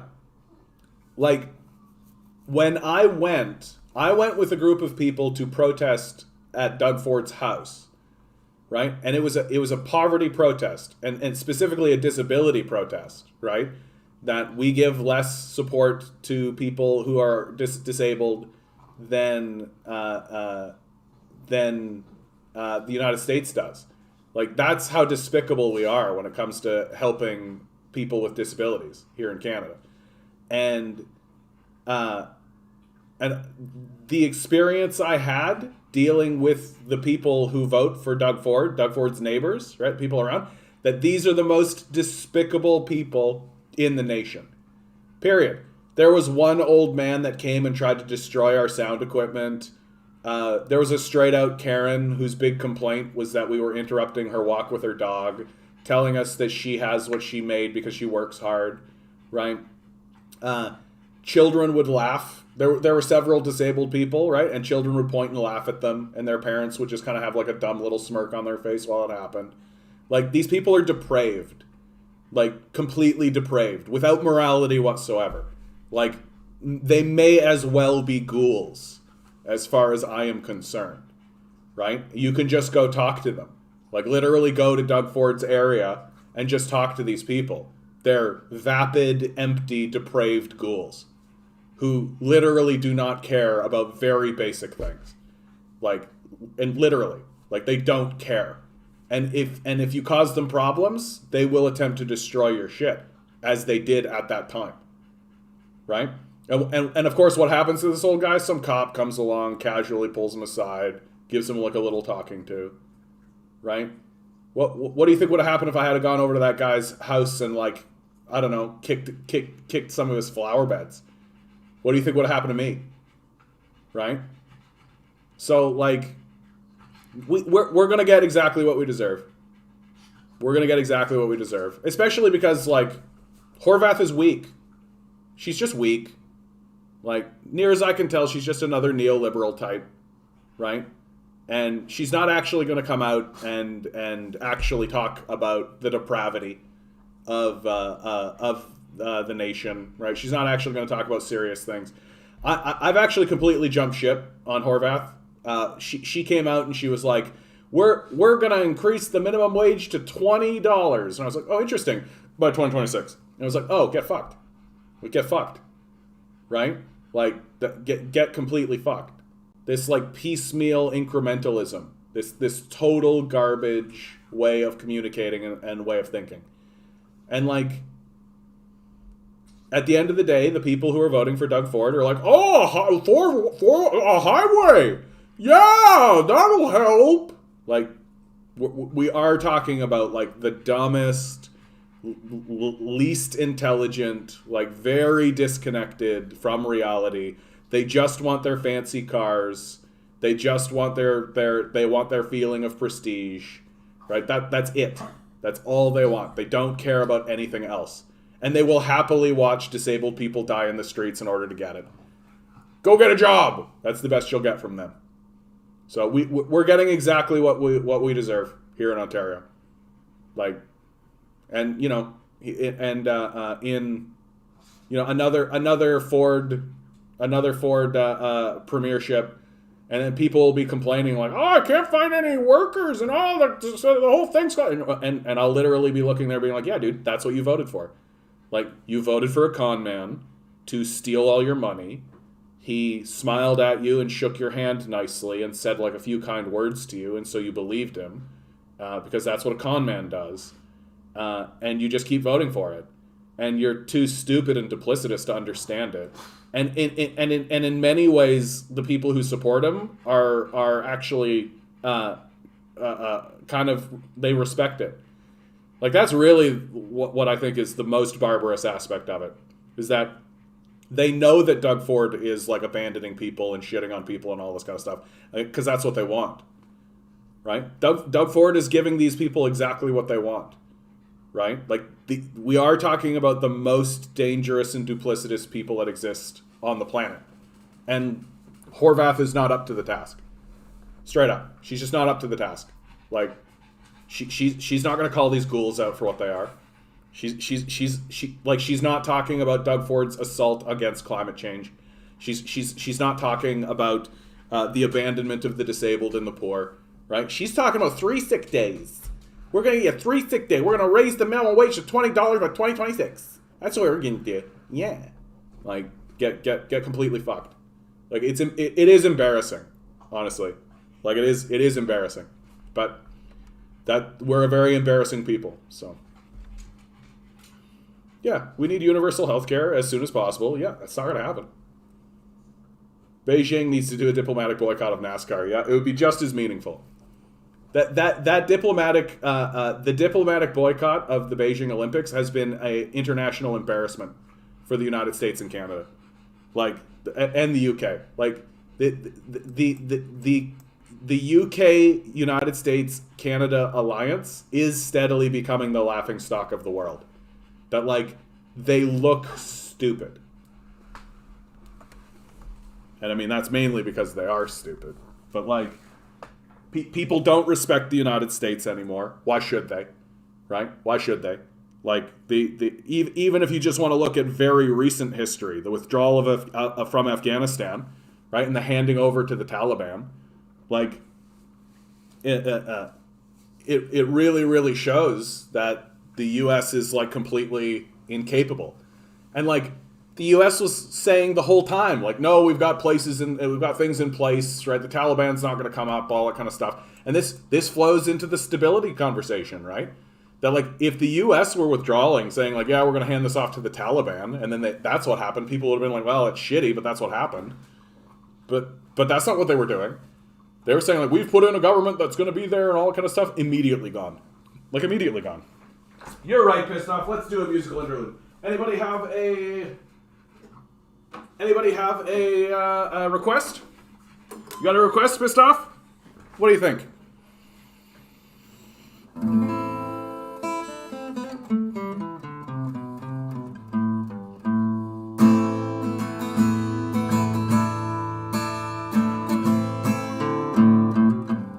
Ooh, fucked up.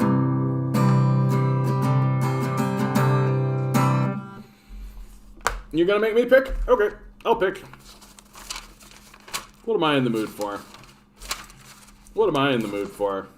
Oh yeah, let's do this one. Oh, you want me, Wish My Mom Was Here? You got it, bud. You got it. Let's see if I gotta organize this goddamn book.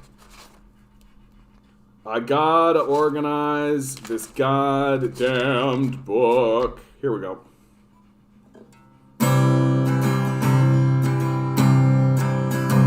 These times they are uncertain, of that there is no doubt.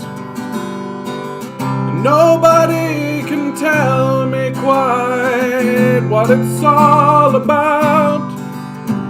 The heartbreak and the loneliness, the chaos and the fear will make even the strongest cry, I wish my ma was here. A young man on a battlefield fights for a rich man's gold. The bullet cracks into his spine, he knows he won't grow. And as the tears come streaming down, at once his mind goes clear. The war was fought for nothing, he cries, I wish my ma was here. A lively story well in hand, a joke to soothe your soul. And when it came to arguing, she'd forgive and let it go. And then I cried, she held me, tells me it's okay, my dear. And as we face these darkened days, I wish my ma was here. And as we march into the streets, as all the righteous do, we'll raise our voices to the sky, they cannot stop the truth. And as we tear their structures down, we'll raise a victory cheer. We made the world a better place, and I wish my ma was here. Yeah, we made the world a better place, and I wish my ma was here.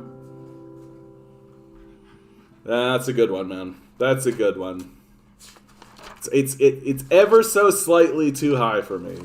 It's ever so slightly too high for me. But you know what? I love singing it anyway. All right, I'm gonna sing. Come on now. Come on, where'd you go? No, not that one. Oh, I gotta get this thing fucking organized. I've said it 58 times. Thanks, bud. I appreciate it. I really do. It's nice when somebody actually, like, puts something in the chat. I love this song. This is becoming steadily one of my favorite songs.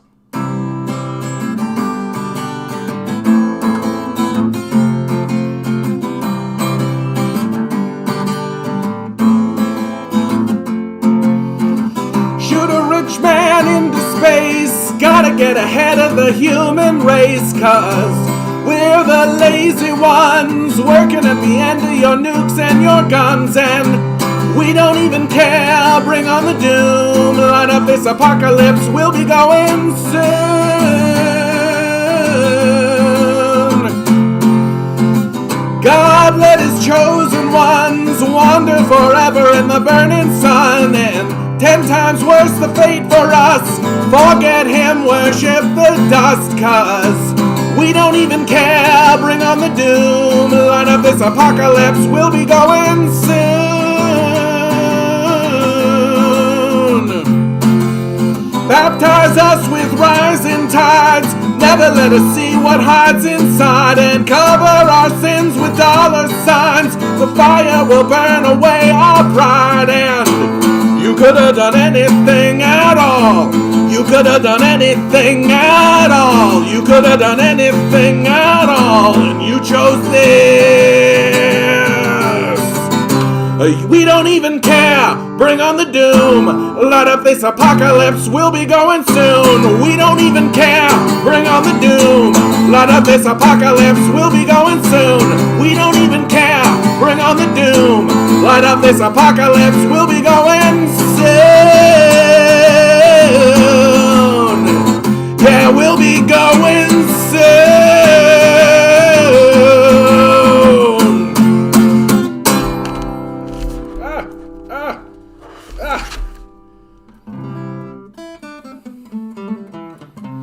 The myth of relieving congestion on the highway by building more highways was debunked in New York City, late 50s, early 60s.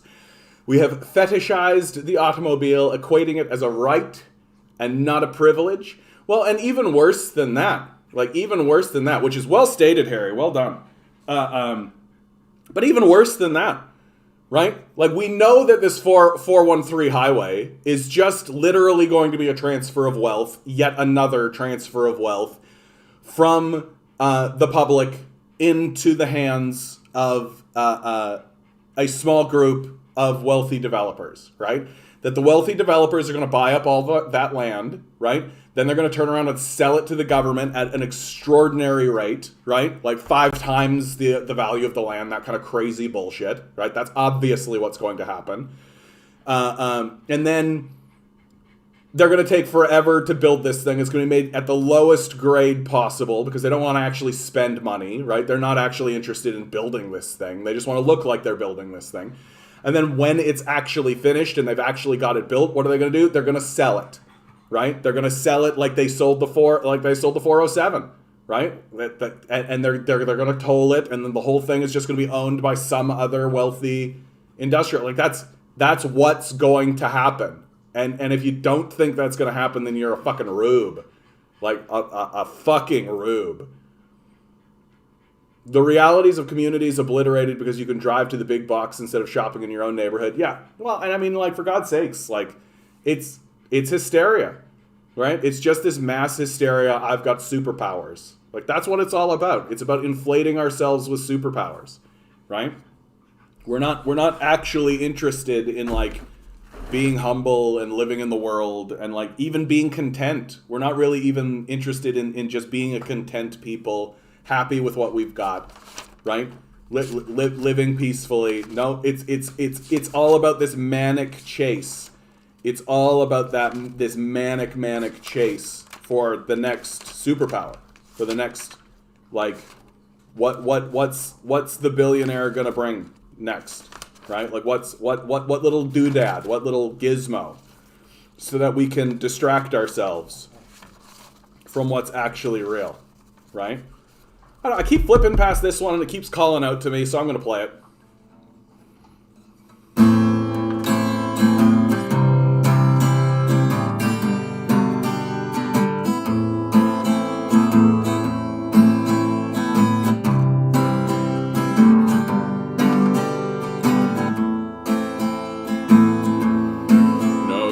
Pretending we'll go back to before. Psychopath nation shatter hard upon the floor. politicians trick us all with stupid grins. They'll run for cover while we pay for their sins. And I'm sad. Everybody let us down. I'm sad. We burn the whole world down. Just keep on working, pay no attention to the smoke.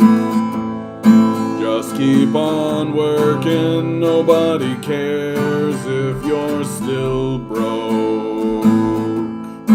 Just keep on working, come on, what is wrong with you? Just keep on working, try not to think about the truth. And I'm sad. Everybody let us down. I'm sad.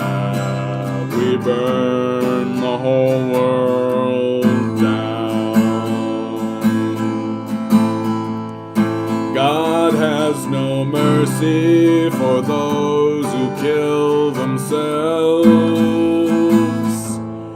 Laughs at us loudly as we build a perfect hell. Tear down the gardens replaced with empty stone. Run to your bunkers built with our blood and bones.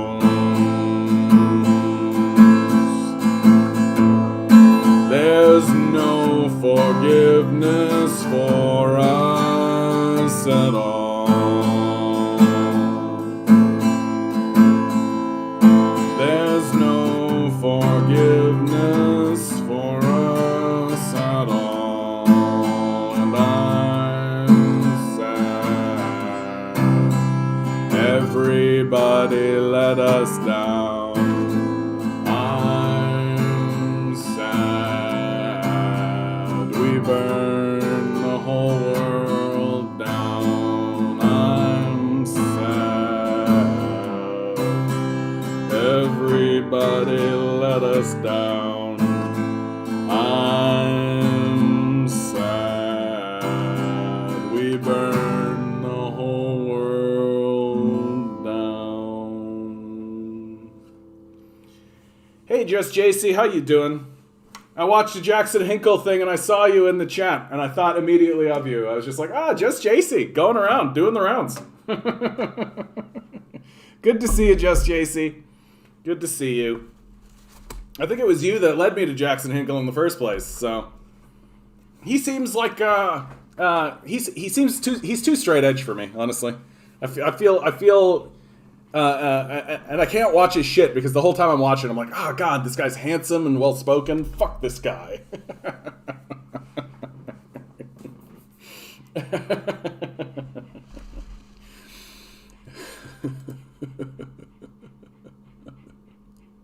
I feel that way about there's the good politics guy. The good politics guy. I love him. He's great. If you don't know this guy, the good politics.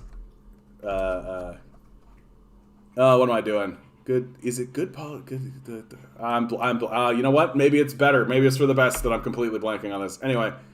There's this kid who like really does good political analysis, and he's like handsome and well spoken and young. And I'm just like, fuck this, fuck you.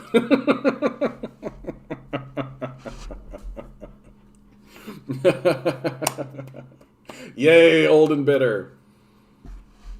Yeah, as for Elon Musk named Man of the Year, Time magazine also named Adolf Hitler Man of the Year. Yeah. If they're a right-wing publication, always has been. Well, and I mean, during that period of time, like, people have always tried to roll out of that, like, Time magazine calling Adolf Hitler Man of the Year by being like, yeah, because, you know, he was great. He was, like, a terrible... Like, the Americans were allied with the Nazis. That's the fundamental truth. That the only reason why the Americans go in to fight the Nazis is because the Nazis lost the war. And they know that if they don't go in to actually fight the Nazis, then the Soviets will just claim all of Europe.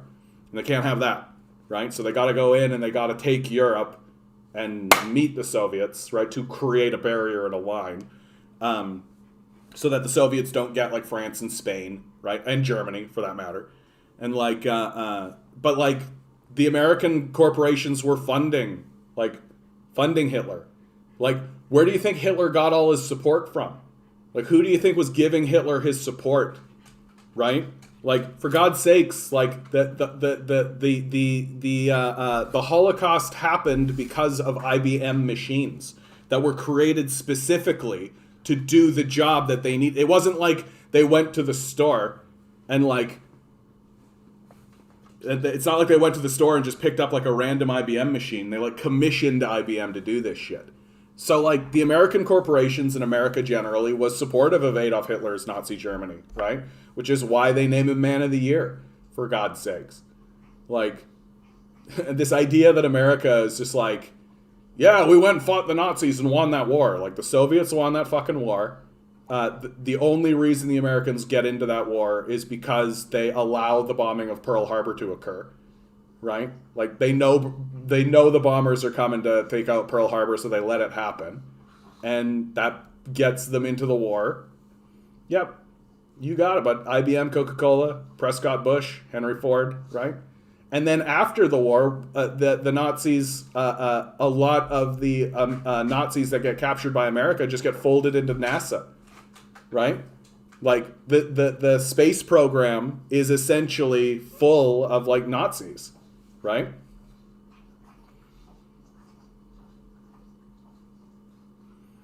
No, and it's fun to check it out. I only got to check out Jason Hinckley. He was talking about the YouTube drama, right? I don't really like the YouTube drama so much, but it's good to see every so often, just to get different people's perspectives and different things. Yeah, Operation Paperclip, that whole thing. Do you have any good readings on Americans being on such great terms with Nazi and Hitler? I'd really love to dive deep into this. You know what? Unfortunately, Aziel, I don't have anything, like, collective. You know what I mean? Like, I don't have a book. I would recommend the Corporation, right? The movie The Corporation, and then its subsequent sequel. It touches on this a little bit, like basically being like corporations are willing to trade with the Nazis without like creating a larger picture of how like the corporations and the politicians were in bed with one another on this. But like it is just like one of these things where like I don't know, like why. How do you draw a conclusion other than this? Like, the Americans didn't go to war against the Nazis when the Nazis were invading the Soviets. They did go to war with the Nazis after the Nazis were being pushed back, right? Which is essentially the loss of the war. Like, once the Nazis begin to get pushed back, and, like, the Nazis themselves, like, once they start to get pushed back, they are signaling their defeat. Like, they know that it's coming. Like, they're aware. And so the Americans going in is just to save face, basically, just as opportunistic as you can get. I'm afraid my promiscuity is spreading Omicron. Well, at this stage in the game, like they're saying that Omicron is going to triple every 3 days. So we're at 1,500 cases here in Ontario, and it's going to be 3,000 in 3 days. We'll see. We'll see. But nearly 75% of Ontario residents would prefer living in non-profit long-term care homes, right? Hardly a surprise. Like, we know for a fact. You know what? I gotta go use the bathroom. Man, I've been drinking way too much. I gotta get some. I gotta get some videos ready to go, dude, so that I can like play them while. You know what? Here's something I am gonna play actually. Right? That I have vowed to play heartbreaking stories from the source, from the capitalist death cult. And here is one such story. 12 days after having a premature POV, you have to return to work 12 days after having a premature baby at 27 weeks. So that when she is eventually discharged from the NICU, you can spend what little maternity leave you have with her. You try to pump up work every 3 hours, but they're understaffed. Your milk supply is diminishing at 8 weeks postpartum. Will you even have milk available when she gets home? What do other NICU parents do? How can anyone afford to stay home during a NICU stay? How can anyone handle the guilt when you have to work and can't be with your baby? This is America.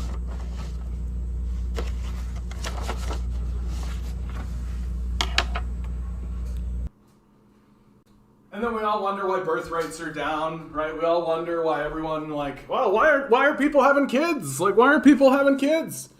Like, what's going on? Like, why? Like, what do you fucking think is going on, dude? Like, we live in a society that does not value human life.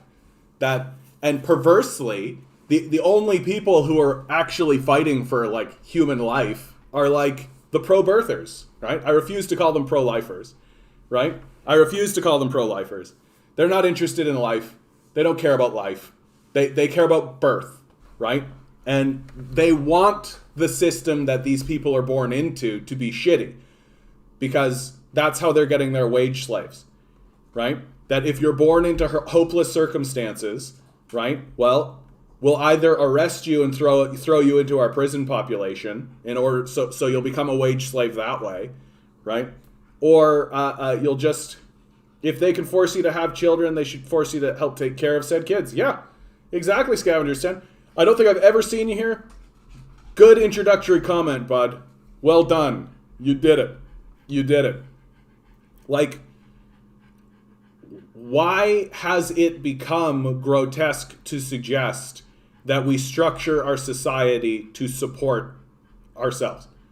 Like, that seems to me to be fairly straightforward, don't you think? Like, why is it a far left radical position to say that people should have access to food and shelter? When did this become like a far left radical position? Can anybody explain this to me? Like, I actually consider that to be a conservative position. Straight up. Like, I'm from rural Manitoba, right? I'm from rural Manitoba. And I don't mean like a small town living in the center. I mean, like, I lived 15-minute drive outside of town on what we called the farm. It wasn't a farm, but we called it that, right? You didn't get anywhere if you weren't driving. Rural conservative Manitoba, right? And everybody should have food and shelter is an extremely conservative position.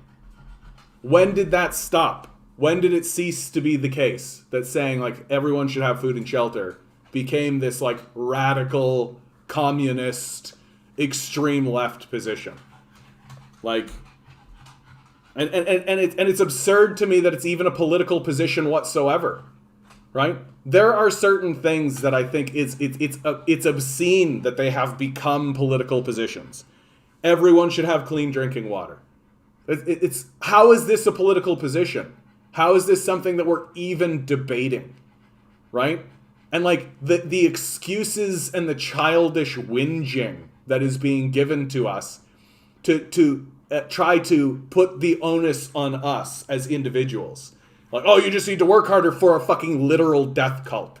Literal death cult that will abandon you the minute it makes them a penny, right? Like that well, there's no system, you just need to work harder. Like literally as the primary beneficiaries of a system. Like it's become this like grotesque, childish backseat quarterbacking that is an embarrassment. Like, is a complete and total embarrassment. People should have food and shelter. This should not be a political position at all. And the people who are making it a political position, i.e. by withholding food and shelter from people, are disgusting, disgraceful people. Like, absolutely the most despicable people that exist in the country. because they're turning you into a commodity. They're removing from the equation your humanity. That you are just a method for them to make money. That's it. And money itself doesn't exist. It's not real. It's totally fake. Like, what an embarrassing people we are. Just a fucking total embarrassment. Like, probably, like, we are going to go down in history as, like, not great, not powerful, not strong, none of that. Just embarrassing. Just the kind of shit that they're gonna, like, look in history books and be like, yikes, I can't believe people put up with that shit. And yeah, I can't believe people are putting up with this shit. It's staggering to me that people are putting up with this shit. Like, we should be taking to the streets and surrounding the halls of power. That's what we should be doing. And if we had a moral conscience, or if we were good people, that's what we would have already done. But we're not any of that. We're not. Right? We're just whinging children, looking for the next hit, trying to distract ourselves from the reality of this place. Right? Crying about, like, crying about how, oh no, somebody's gonna get food that they didn't earn. Like, what the fuck is wrong with your brain? We throw out 50% of our food. Like, for fuck's sake. Like, for fuck's sake.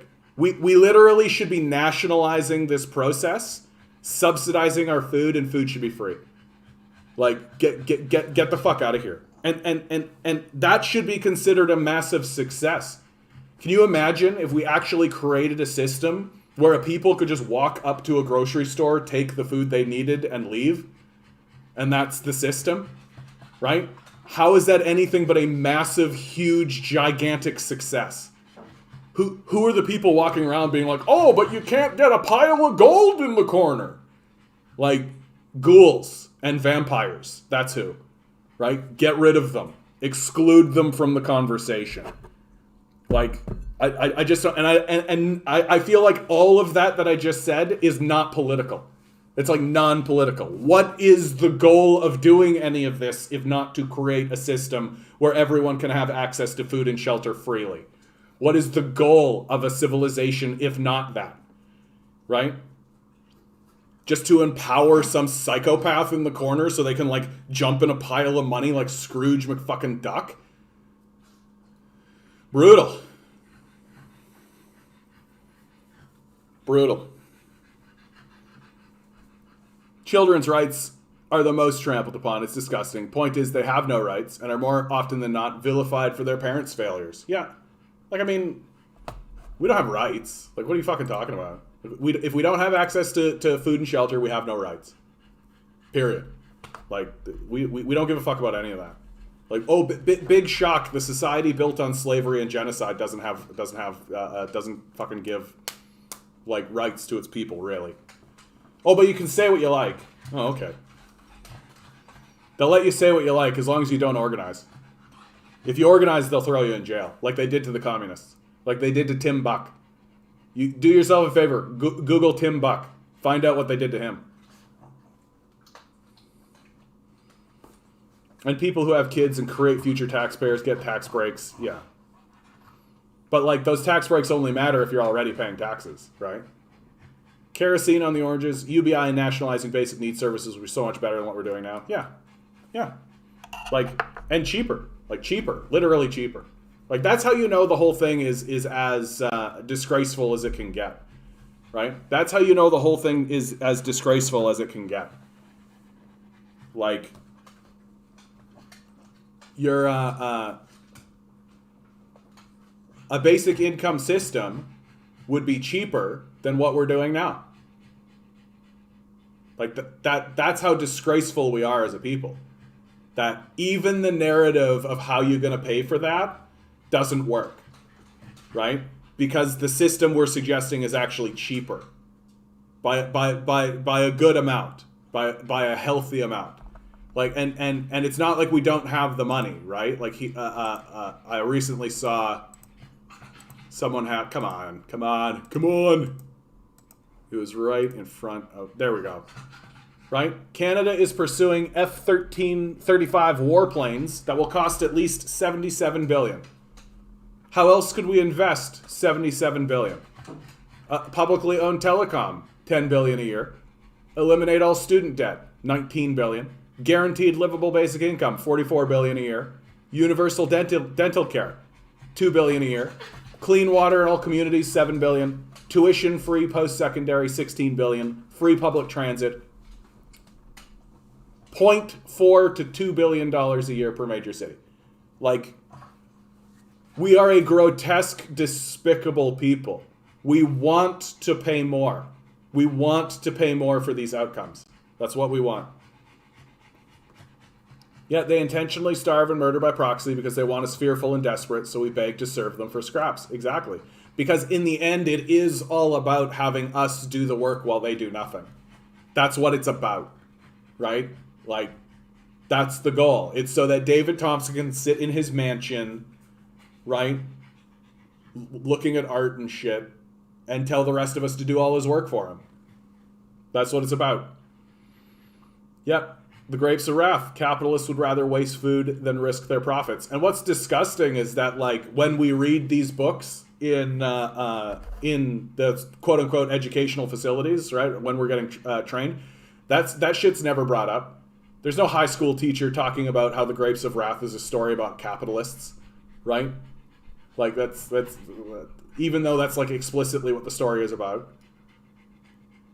Like when you read, like when they actually show you Dickens, right? Like they don't talk about Dickens as if he's like a critic of capital, which he 100% was.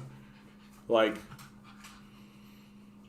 if we cancel all programs because some cannot just be replaced with UBI, especially when it comes to people with advanced medical positions. No, we're not talking about canceling any programs.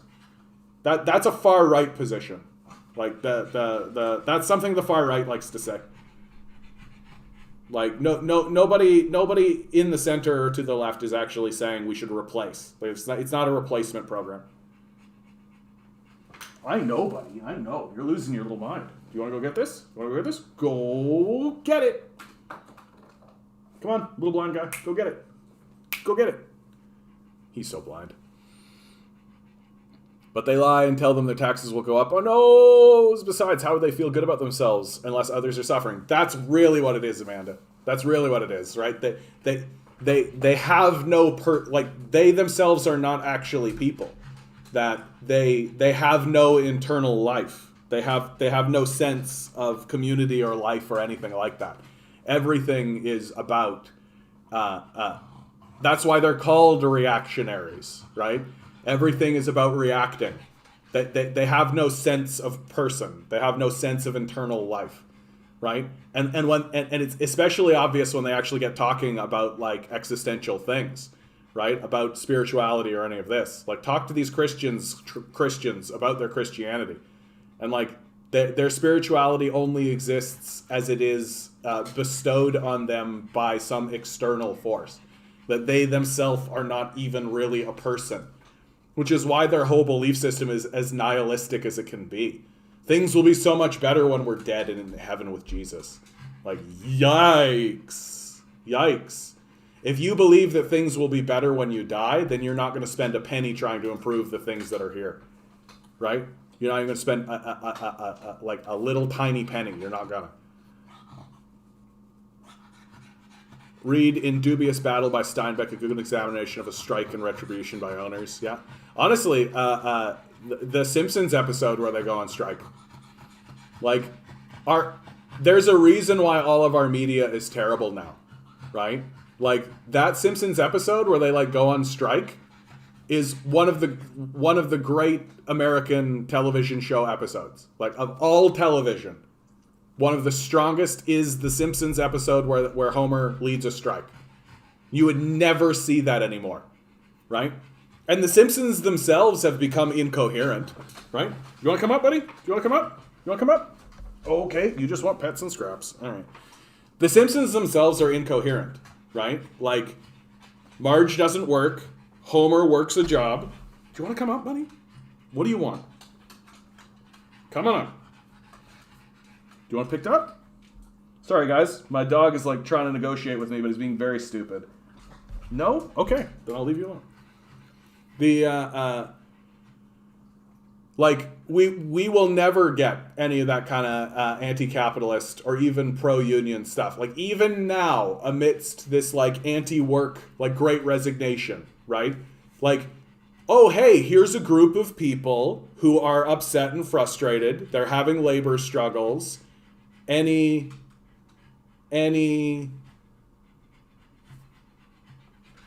gonna make an episode about anything like this? No?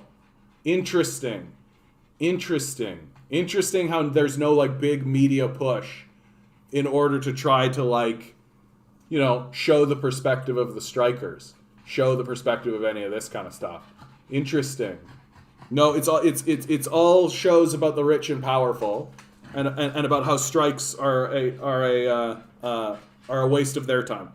Dude, up or leave me alone. Dude, what's the story, Wishbone? I wish I could show you guys what I'm looking at right now. You haven't truly lived until you feel the psychic energy of a pug drilling into your soul with his eyes. He obviously wants to come up. It's a little too high for him to come up, so I lean over to try and lift him up, but then he's like, no, I refuse to accept that. Okay, buddy, do you want to come up? Do you want to come up? Come on up, buddy. Come on up. Yeah, there you go. Well, now you're grumbling about it. Why are you grumbling about it? Okay. Up. There you go. Oh my, and then he's huffing and puffing about it.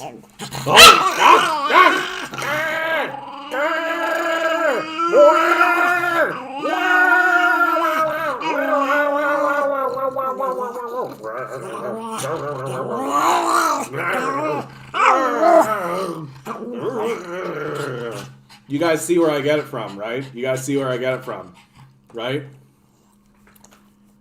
Oh my goodness. Well, it's now the Pugcast.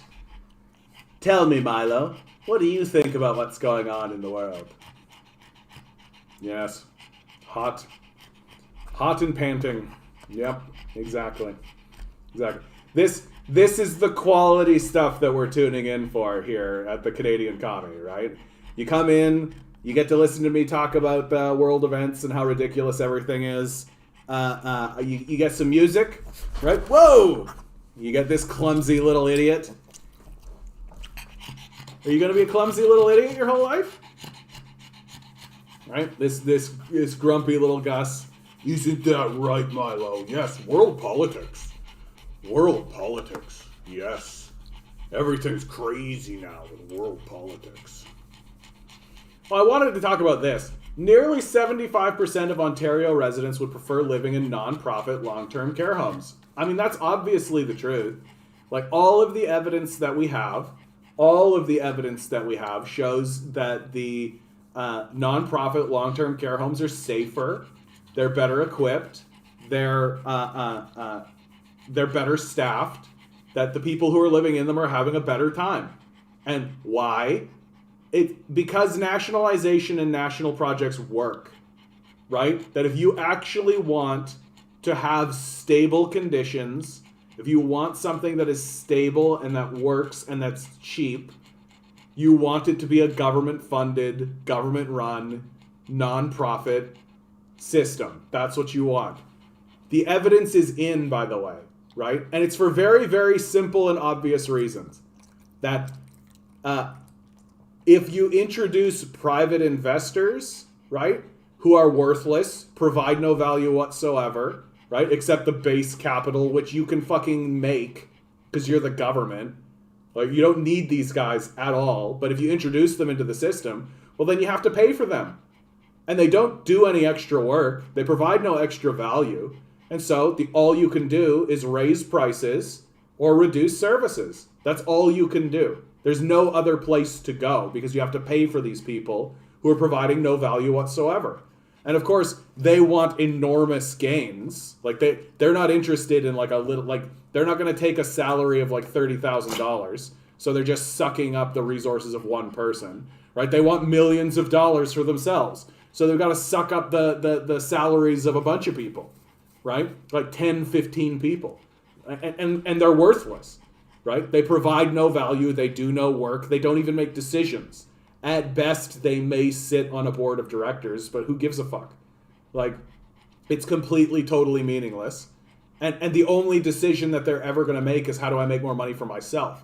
And they don't care if the service degrades, and they don't care. And if it's a monopoly, even better, because then they can just jack prices through the roof, like the telecoms have, right? Like, here in Canada, we spend more than any other nation on our telecom services, and we get the worst service, right? Capitalism, right? Capitalism innovates, right? Turns out the capitalist innovation is essentially slavery. Like, get the fuck out of here. Like, these people need to be removed from the system completely. They need to be removed from the system. Not negotiated with, not dealt with, removed. And when they complain, like, well, then I'll just take my money and leave. Good. It's actually for the best that you do, as we begin to arrest some of these guys for their many crimes, right? Like, what's going on in the fossil fuel industry, right? The fossil fuel CEOs should be arrested en masse. Justin Trudeau should be arrested for what he's done, right? His overt, outright, first of all, Nazi collaboration, but also just outright treason. It's brutal. It's brutal what they're doing, and like and they say it to your face. They say it to your face. Climate change, food, shelter, like all the base building blocks of how we have a sustainable, survivable society. These are important things. Also money, you guys, right? All the thing we invented that we printed out of thin air and that we base our economy on for no reason. Money. These are equal. Take me seriously. Come on, guys. This is the new obfuscation, right? The old obfuscation was climate change is a serious concern. The science isn't in. I'm a PhD scholar who wrote my thesis on climate change. I've been paid by the fossil fuel industry to say that that climate change isn't a big deal. These are equal. These are the same, right? The new grift is literally food that you can eat, water that you can drink, air that you can breathe, a sustainable society that you can live in and build something. Money we invented. Literally a creation that we could manipulate and destroy at our will. A toy, fundamentally. A toy. These are the same. Give these equal weight. I am a serious person. We're an embarrassment. We're an embarrassing people. We deserve to be the laughingstock. We deserve to be the laughingstock of the world. And we are the laughingstock of the world. Like, when we don't send diplomats to the Beijing Olympics, the rest of the world goes, oh, good, I don't need to deal with them. Right? Like, when old man Joe Biden shows up at the G20 or the COP24 or any of this kind of shit, they just put him in the corner and let him sleep. Like, while the adults make the deals. Right? Like, the United States and ostensibly Canada, because of the inept ridiculousness of these liberals, we're going to be isolated. Like, we're going to get cut off from the rest of the world in big and significant ways. And, like, we're just going to keep spending money polluting on this fucking military. Like, we're fucking embarrassing. And all of our political parties are bought by the billionaire class. Literally the only thing we have left is to surround the halls of power. To have millions and millions of people surround the halls of power and stay there. That's all we have left. We don't have anything left. Like, they're not, like, especially in the United States where they don't even really have an electoral system, right? Like, there's no democracy in the United States. Like, what are you talking about? It's all just WWE posturing, right? Like, people keep shoving in my face. I see it all over the place. AOC's new commentary where AOC says something like, it's an abomination that people have to spend these on, like, literally she might as well be Macho Man Randy Savage, right? These capitalists are taking everything you've got, your hard-earned money, and they're spending it overseas. We need to prevent this from happening. But so, right? We're hardly sovereign at this point. Like, I mean, Canada, this is what, like, Canada could Like, Stephen Harper worked hard to try to give Canada its own independent sovereignty. When Stephen Harper came into office, there was one trade deal, and when he left, there was 50. Right? That's why Stephen Harper is a better prime minister than Justin Trudeau. Because Stephen Harper actually had a vision for Canada, whereas Justin Trudeau just reads cue cards. Like, he doesn't have a thought. He doesn't care. Like, he doesn't care. Like, literally, they just gave him a cue card that said, net zero by 2050, and he's just like, we will get to net zero by 2050 by increasing fossil fuel emissions. I am very smart. Like, he's literally just a haircut. Like, literally. He doesn't have anything else. Oh, I saw the message, just JC. Too bad. Nancy Pelosi's just the Undertaker. Yeah. What, she like stands up and like rips up this speech, like all this performative bullshit. Yes, girl boss. Yes, girl boss. Isn't that right, Milo? You want down, bud? Okay, bud. Down you go. Like, it's all performative. There's no substance. There's nothing there. Like, there's nothing. Like 0%.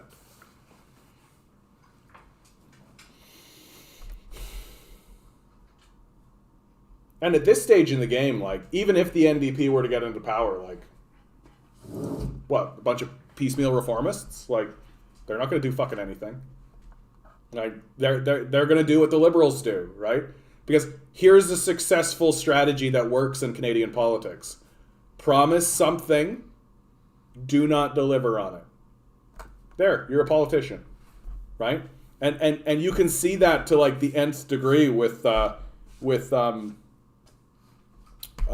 Ford, right? Doug Ford's whole strategy is just lie. Just lie, right? Like, the federal Conservatives keep playing this game where they want to maintain some kind of integrity, where they want to actually be like, well, we're going to commit to this goal. Sure, it's reduced, but we think we can actually get there, right? Like, we actually think that we can achieve this goal. And so we'd rather set, this is what Aaron O'Toole was saying, we would rather set a lower bar that we feel that we can achieve than promise something that we can't achieve, right? Which I actually think is a reasonable statement. I can see the argument. I don't necessarily agree with it, but that's fine. Like, it's reasonable. And it's because, and they're talking that way because they haven't realized that, oh, if you actually want power in Canada, right? If you actually want power in Canada, just lie. Just lie your face off, right? Justin Trudeau says we're going to get to net zero by 2050. We'll do it by 2030. And if anybody says like, well, how are you gonna do that? We're going to use capitalist efficiency, and we're going to use the power of business, and we're going to like, just lie, right? That's my big recommendation to the Conservatives. Like, if the Conservatives actually want to get power in Canada, just start lying, like big lies. There's no roof on this thing. Canadians are extremely gullible. Like, extremely gullible. We may actually be the most gullible people on the planet, right? Like, the Trumpers are probably the only next level. But it's like Trumpers and then us. Like, literally, like, Trumpers, us. Like, we're right there. Like, we're an extremely gullible people. We buy anything. That was a great Randy Savage. Oh, yeah. Oh, yeah. Yeah, dig it, right? I do all that kind of stuff. You want to see a really good Cookie Monster, right? C is for cookie. That's good enough for me. C is for cookie. That's good enough for me. Oh, C is for cookie, and that's good enough for me. Oh, cookie starts with C. You're welcome. You're welcome. Yeah, they lie constantly. No. The federal... This is what's interesting about the federal Conservatives, right? Is that they aren't lying. Like, that's what's... Like, their grotesque position... They're trying to frame it, right? They're trying to frame it as if it has validity, right? And they're trying to present it to you in a way that's palatable. Like, they don't want to walk out in front of you and be like, we're going to privatize the healthcare system, lay off a whole bunch of people, decimate all this kind of stuff. Tim Hudak did that. Like, Tim Hudak walked out in front of us here in Ontario and literally said he was going to fire 1 million public service workers, right? Or 100,000 public service workers. Like, that's what he said in front of us. It's like, no. Like, no, we're not going to vote for that. And then Doug Ford comes out in front of us and somebody asks him, like, hey, what do you think about that Tim Hudak thing? And he's just like, oh, yeah, no, we're not going to do that. Like, gets into office, starts firing people. Like, and, like, the media completely covers for these people. Like, the media is the true demon in the room, right? Like, a guy like Doug Ford, like, it's going to take us decades to recover from Doug Ford. It's going to take us decades to recover, if we do, right? Like, he came into office and one of the first things he did was eliminate 700 climate change programs. Like, that's criminal. Like, that's demonic. Like, that's beyond criminal. Like, you got to reach into, like, theological shit. That's like something that, like when everybody leaves the room, does Doug Ford just, like, unzip something at the back of his head and take off his skin and reveal that he's just like a slug creature? Like, that's the kind of shit that we're talking about. Like, he's just gross. And there's nothing redeemable. Like, there's nothing redeemable about him or the people who support him. This one I'm going to save. I'm going to save that. Yeah. No, it was an assault against humanity. Right? It was an assault against humanity. Yeah, Andrew Scheer pretended he didn't have dual citizenship, pretended to be a licensed insurance salesman. But those are small lies. Small lies don't work. Right? You've got to tell big, aggressive, large-scale, obvious, overt, crazy lies. The crazier and bigger the lie, the more successful it will be. Canadians have a real, like, there's a tipping point, right? Like, if I hold up my hand and I say that there are 5 fingers, right? Every Canadian would be like, no, there's 4. I can see them, right? But if you say my opponent has 6 fingers on her left hand, right? You'll get a bunch of people being like, 6 fingers on her left hand for sure, checkpoint, right? Or like Andrew Horvath has a tail, right? Like, just tell a big aggressive lie, right? Conservatives pretend they didn't cut funding to the VA. Yeah, O'Toole tried to sneak past on the gun stuff. He knows if they play PC, they can grab liberal voters. Like, there's not really a difference anymore between the Conservatives and the Liberals. Like, they're the same party, basically. Like, they always have been. But now it's obvious. Like, the real difference that exists between them is just the way they look, right? Like, do you want, like, a floofy-haired idiot? Or do you want kind of like a Mr. Burns lookalike? Liberal partisans cannot be moved off. Liberals do no wrong. Yeah, but that's true of all partisans, right? Like, that's why I think, like, partisan is another word for fundamentalist, right? Like, you're just a fundamentalist. I'm liberal because I'm liberal, and liberal my liberal, right? Like, I'm conservative because conservative, and I'm conservating my conservatism, right? Doesn't matter. What should we cut, says Death Cult Leader? Health, education, ecological protection, social safety net, wages, all of the above, right? All of the above. That's what the Death Cult does. So this one's from Canadian Dimension. This is written by Dimitri Lascaris, who was the second place in the last Green Party election and has a good chance to become the leader of the Green Party. Canada must prepare for America's rapid decline. It's high time that Canada reclaimed its sovereignty, diversified its trade relationships, and strengthened its self-sufficiency. On November 30th, at Oxford High School near Detroit, Michigan, the United States suffered its 29th school shooting since the beginning of 2021. The deadly shooting also marked the 651st mass shooting in the U.S. this year. As the Washington Post reported in 2018, there are more than 393 million civilian-owned firearms in the United States, or enough for every man, woman, and child to own one and still have 67 million guns left over. A recent poll showed that 52% of Americans want stricter gun laws, down from 67% in 2018. But there's no indication that the U.S. Congress, despite being under Democratic control, will enact meaningful gun control legislation in the foreseeable future. In the United States, gun control is but one of many pressing issues with respect to which there is a yawning divide between the majority's desire for progressive change and the political establishment's right-wing inertia. Of the 25th wealthy countries in the world, the United States remains the only one that does not provide universal health care. A 2019 study found that 66.5% of all U.S. bankruptcies were tied to medical issues, either because of high costs for care or time out of work. An estimated 530,000 American families turn to bankruptcy each year because of medical issues and bills. Unsurprisingly, polls have shown repeatedly that a large majority of Americans believe the government has a responsibility to provide health care coverage for all.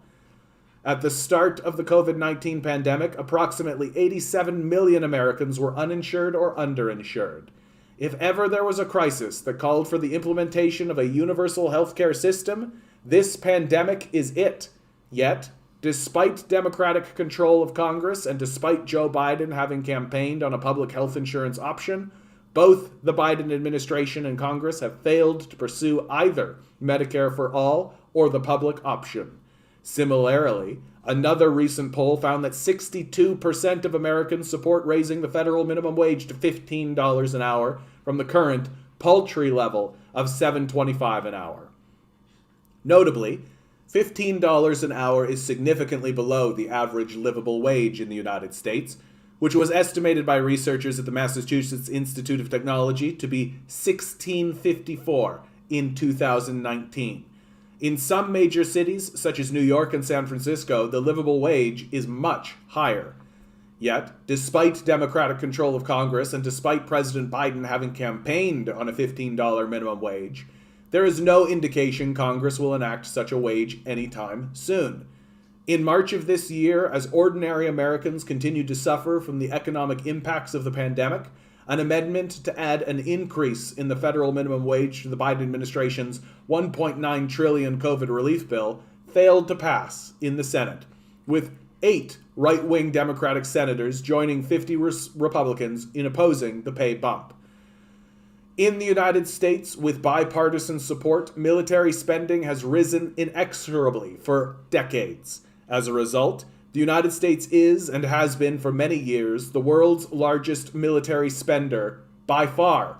In 2012, Congress raised the Pentagon's budget to $778 billion, nearly 4 times higher than China's currently military budget of $209 billion. In America, there's always more money for merchants of death, but when it comes to social spending, deficit hawkery reigns supreme. The American political establishment's obsession with austerity cannot be reconciled with voter preferences.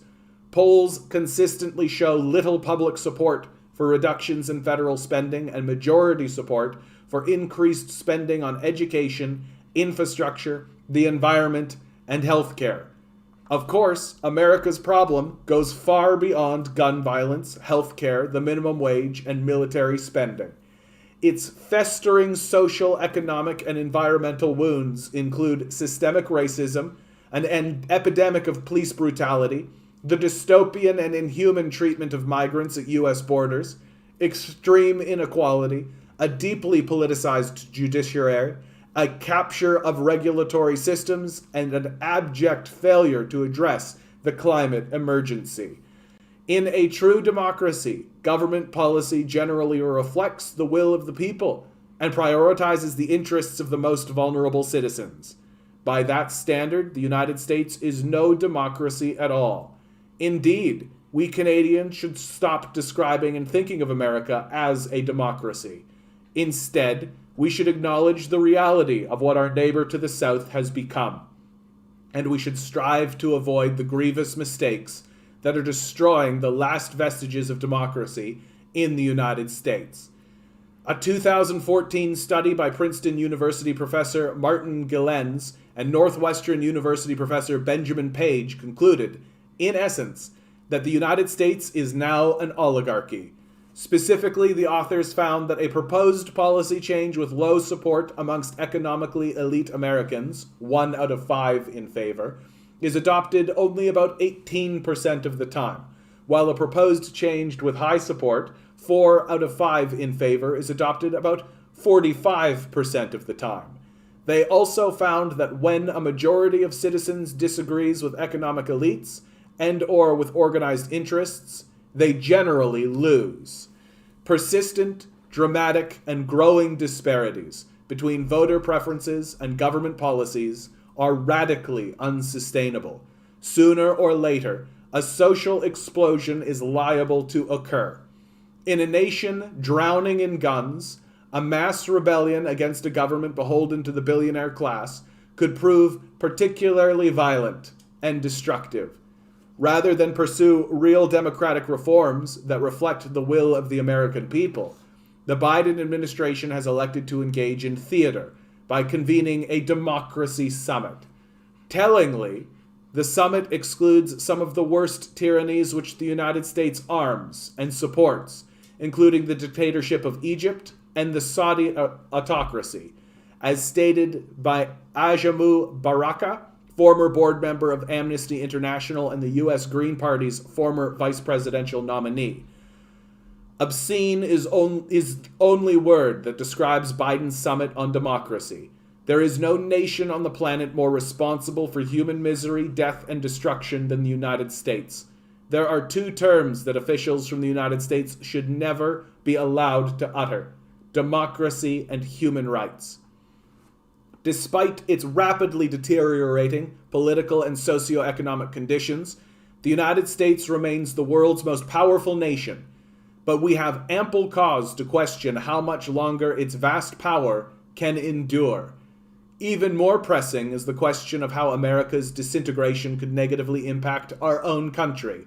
We are, after all, America's largest trading partner. In the current circumstances, deeper integration with the United States is profoundly contrary to Canada's long-term interests.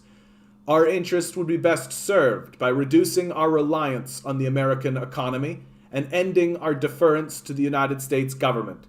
We can do this both by pursuing an independent and non-aligned foreign policy, enhancing our trade relations with other stable, functioning democracies, and, most importantly, by investing massively in our capacity to produce domestically the goods and services upon which the well-being of Canadians depends. It is high time that Canada reclaimed its sovereignty, diversified its trade relationships, and strengthened its self-sufficiency.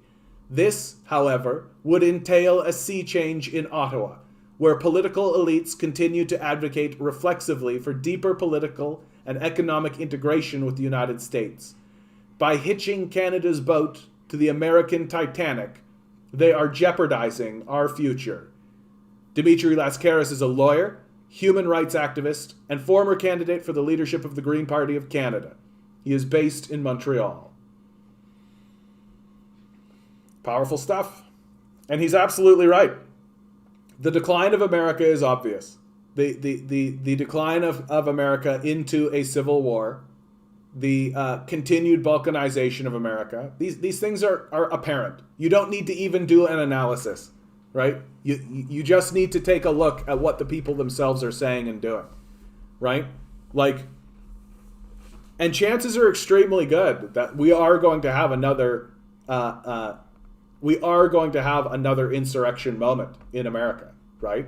That now it has become, with the lunatic fringe of the Republican Party, right? We have become every election there is going to be the threat. Every election there is going to be the threat of a coup in America. That the narrative that Donald Trump won the election has been deeply rooted now in the mega death cult.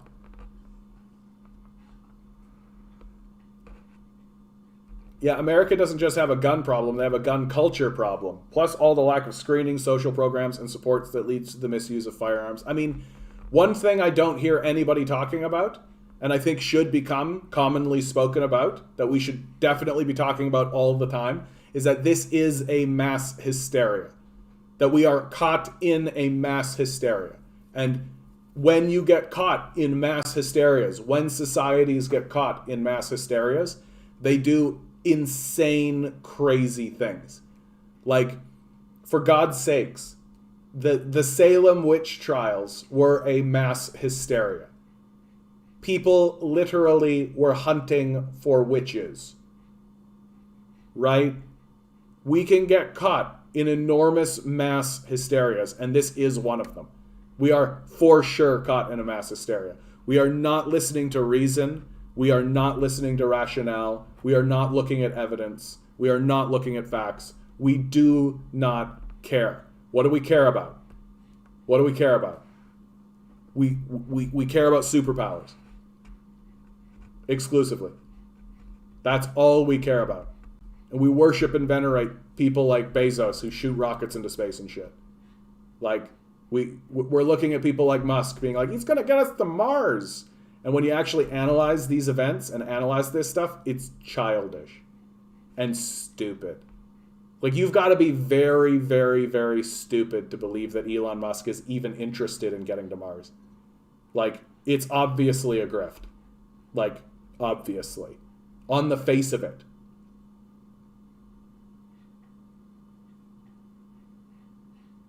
This sounds a bit nationalistic. I mean,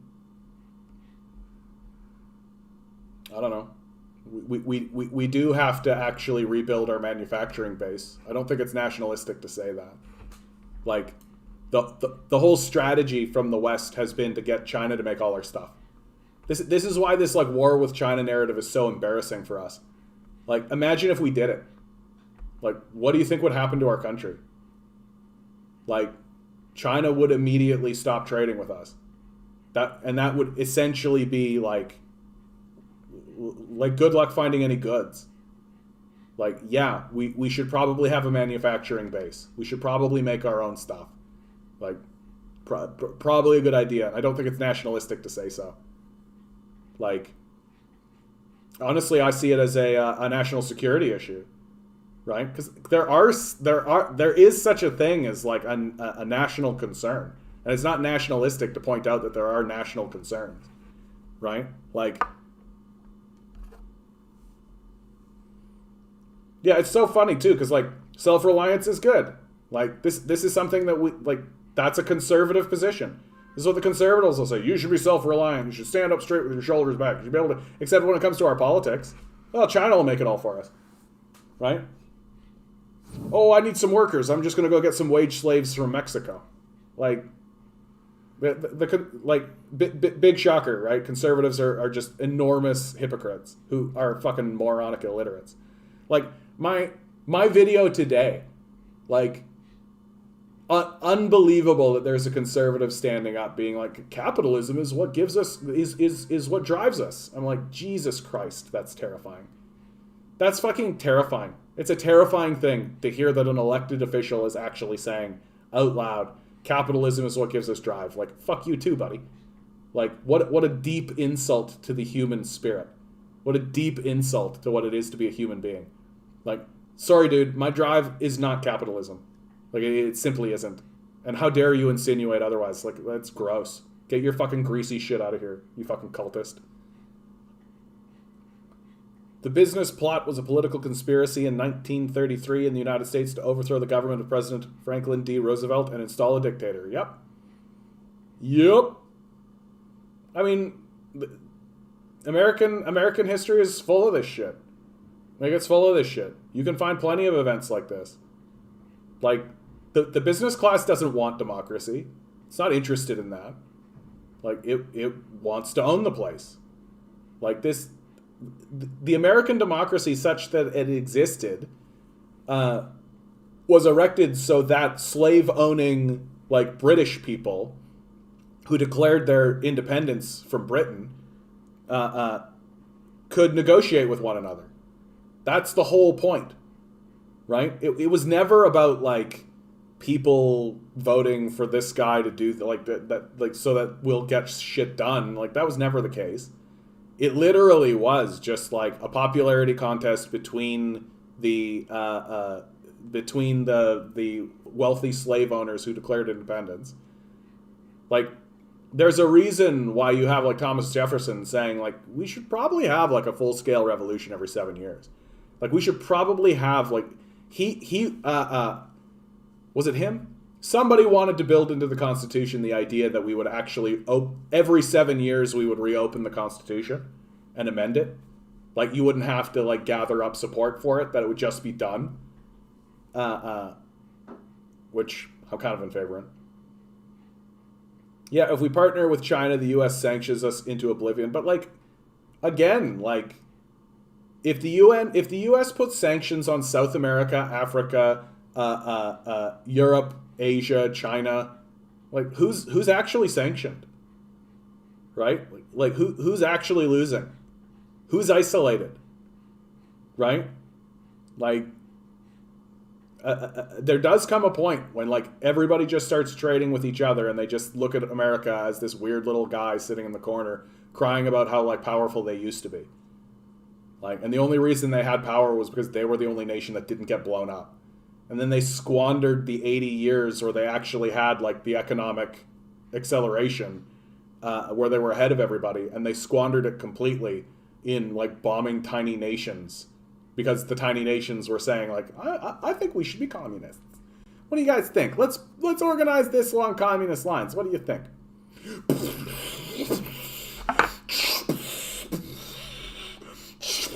This nation of 30 million people wants to be communists. We're gonna bomb, like we're gonna carpet bomb it, like as if they took a marker and just went like.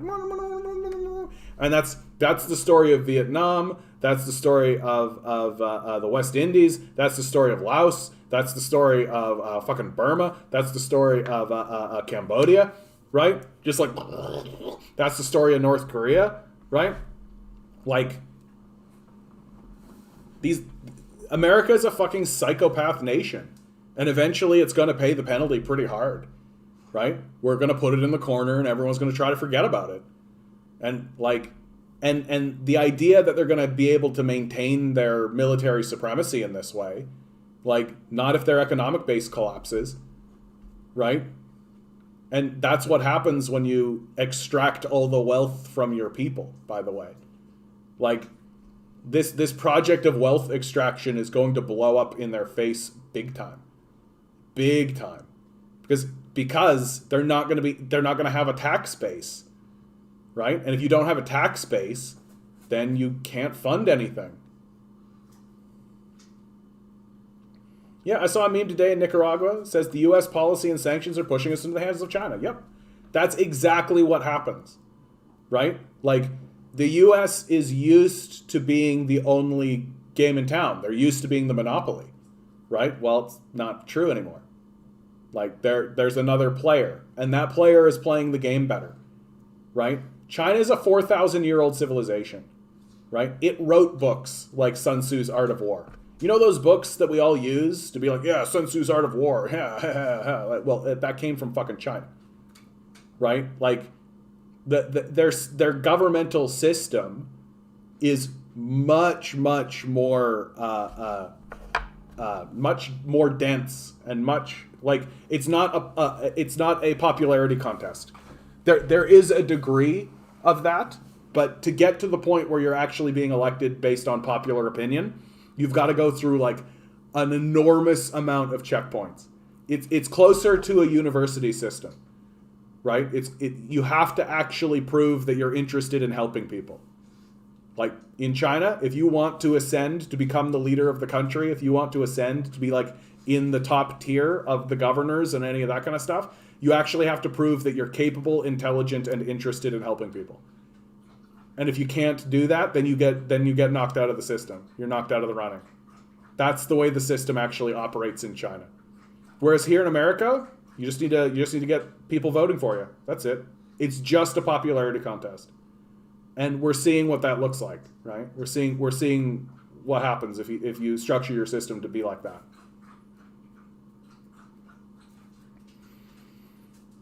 And they like to scream about China being the main contributors to climate change, but they make everything for us. Well, and China is not the main contributor to climate change. Like when you actually look at like the chart of how much pollution has been put into the system, the United States is still the one. That China is getting to the point where they, like just over the last few years, have been the main contributor. But again, yeah, they make everything for us. And I actually think it's just as foolish for the Chinese to do, by the way. Like the Chinese are, like when the sea levels rise, the Chinese are going to eat it. Like they're going to eat it bad. Like they got a lot of low-lying territory, dude. Like they got a lot, like, and major cities. Major cities. And exactly, all of the facts and evidence and all of this exclude, on purpose, exclude the United States military. That it's all domestic, like, pollution. That's what it is. But when you actually look at the U.S. military is by itself the biggest polluter. Like, we're literally, like, at a point where we're, like, Captain Planet villains. Like, that's what it is. That, like, there's this military force gallivanting around the globe, literally acidifying the ocean and spewing carbon into the atmosphere, right? While simultaneously saying we're doing it to defend America. Like, brutal. Brutal. Brutal, brutal, brutal, brutal, brutal, brutal, brutal, brutal, brutal, brutal. Tao Te Ching too, highly recommend. Yeah. Like, I mean, and you've got, like, enormous religious traditions, enormous cultural traditions, right? Like, an enormous schools of thought, right, that have existed in China and have always existed in China, philosophy, right, like mass scale conversations. Like America, like what, Mormonism, right? Like they're clutching onto a book. Like, and my favorite part about America is that they like literally clutch onto a book that they don't read or follow. Literally are just like, Jesus will come and save us. And like, Jesus would despise you. You would crucify Christ if he was around, right? That like, and we know that you would. Like, we know that the Americans would crucify Christ if he was around. Like, it's this idea that like there's any like philosophical or religious tradition of any value whatsoever in America is itself an embarrassment, right? Like, we have no ethical basis to make any decisions whatsoever. And this is why we have fallen for this neoliberal grift. Because in our vacuum of religious ideology, because we don't have one, right? Everything has been sold out to the capitalist death cult. Like, the Christian prosperity gospel, which is so popular, is selling Christianity to capitalism. That's what it is. And what is the ethos of capitalism? Just profits for profit's sake. Chaos brings order. That's what they mean when they say the free market will decide, right? Chaos brings order. That's what that means. Like, this is how incoherent, and you can't build a civilization on these failed ideas and these ideas that are incoherent, right? Literally, they're walking around saying chaos brings order. What do you think's going to happen? Like, it doesn't take a genius to figure this out. Like, it doesn't take a genius to figure this out. And there's no signs that they're pulling up on this. There's no signs that the Americans are starting to be like, maybe we should actually think about planning and enacting a plan in order to better the lives of our citizens. There's just no one even close. Like, it's not in the discourse. No one's interested. So, like, get ready for it. Like, get ready for it. The decline is going to happen. It's going to happen quick. It's going to be sharp, right? Like, these sorts of things, like there's a brewing, and then that's how it goes, right? And in America, like, I mean, whether it's the Republicans just simply seizing the White House through military force, right? The January 6th insurrection was like an experiment, a practice, if you like, right? Whether it's that way, or they just keep lurching along with this fake democracy that they have, that's just like nothing. Like, it's nothing. Like, what is it? Yeah, there is going to be a straw that breaks the camel's back, right? You already have like militant Antifa groups and militant fascist groups walking the streets with assault rifles. The Kyle Rittenhouse case ensured that that would happen. Kyle Rittenhouse himself becoming something of an icon. Like Steven Crowder keeps having him on a show, right? Right-wing politicians keep trying to hire this kid, right? Like, it is only a matter of time. And nobody in America is even trying to prevent it. They're not interested. And then that will become normalized. Wait for that to happen. It wasn't an insurrection. It was FBI orchestrated. I would need to, like, honestly, I'm going to be straight with you, Just JC. I have not done the research in order to verify that statement. But I would look at something. If you could point me in a direction. I always, yeah, the FBI is pretty shitty. Like, I wouldn't put it past them.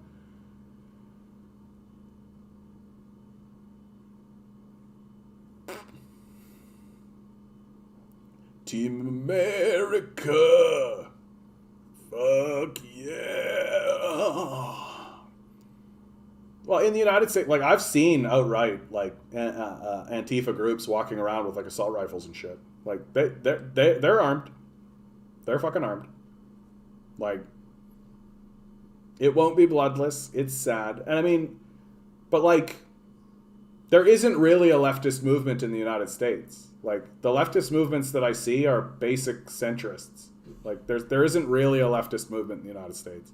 Nothing serious. Like, I mean, it's serious because everybody's got weapons and shit, but, like, I'm not seeing the, like, Marxist-Leninists. I'm not seeing, like, the communists. Like, I'm seeing a lot of just anarchists, which, who knows what the fuck anarchists will do. They just do what they'd like. All right, guys, we have reached the end of today's session.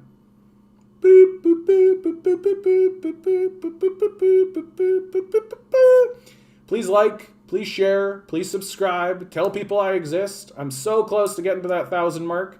Hitting 1,000 people would be the greatest ever. So looking forward to when I finally have 1,000 people, because then the rules change for me. Everything's different.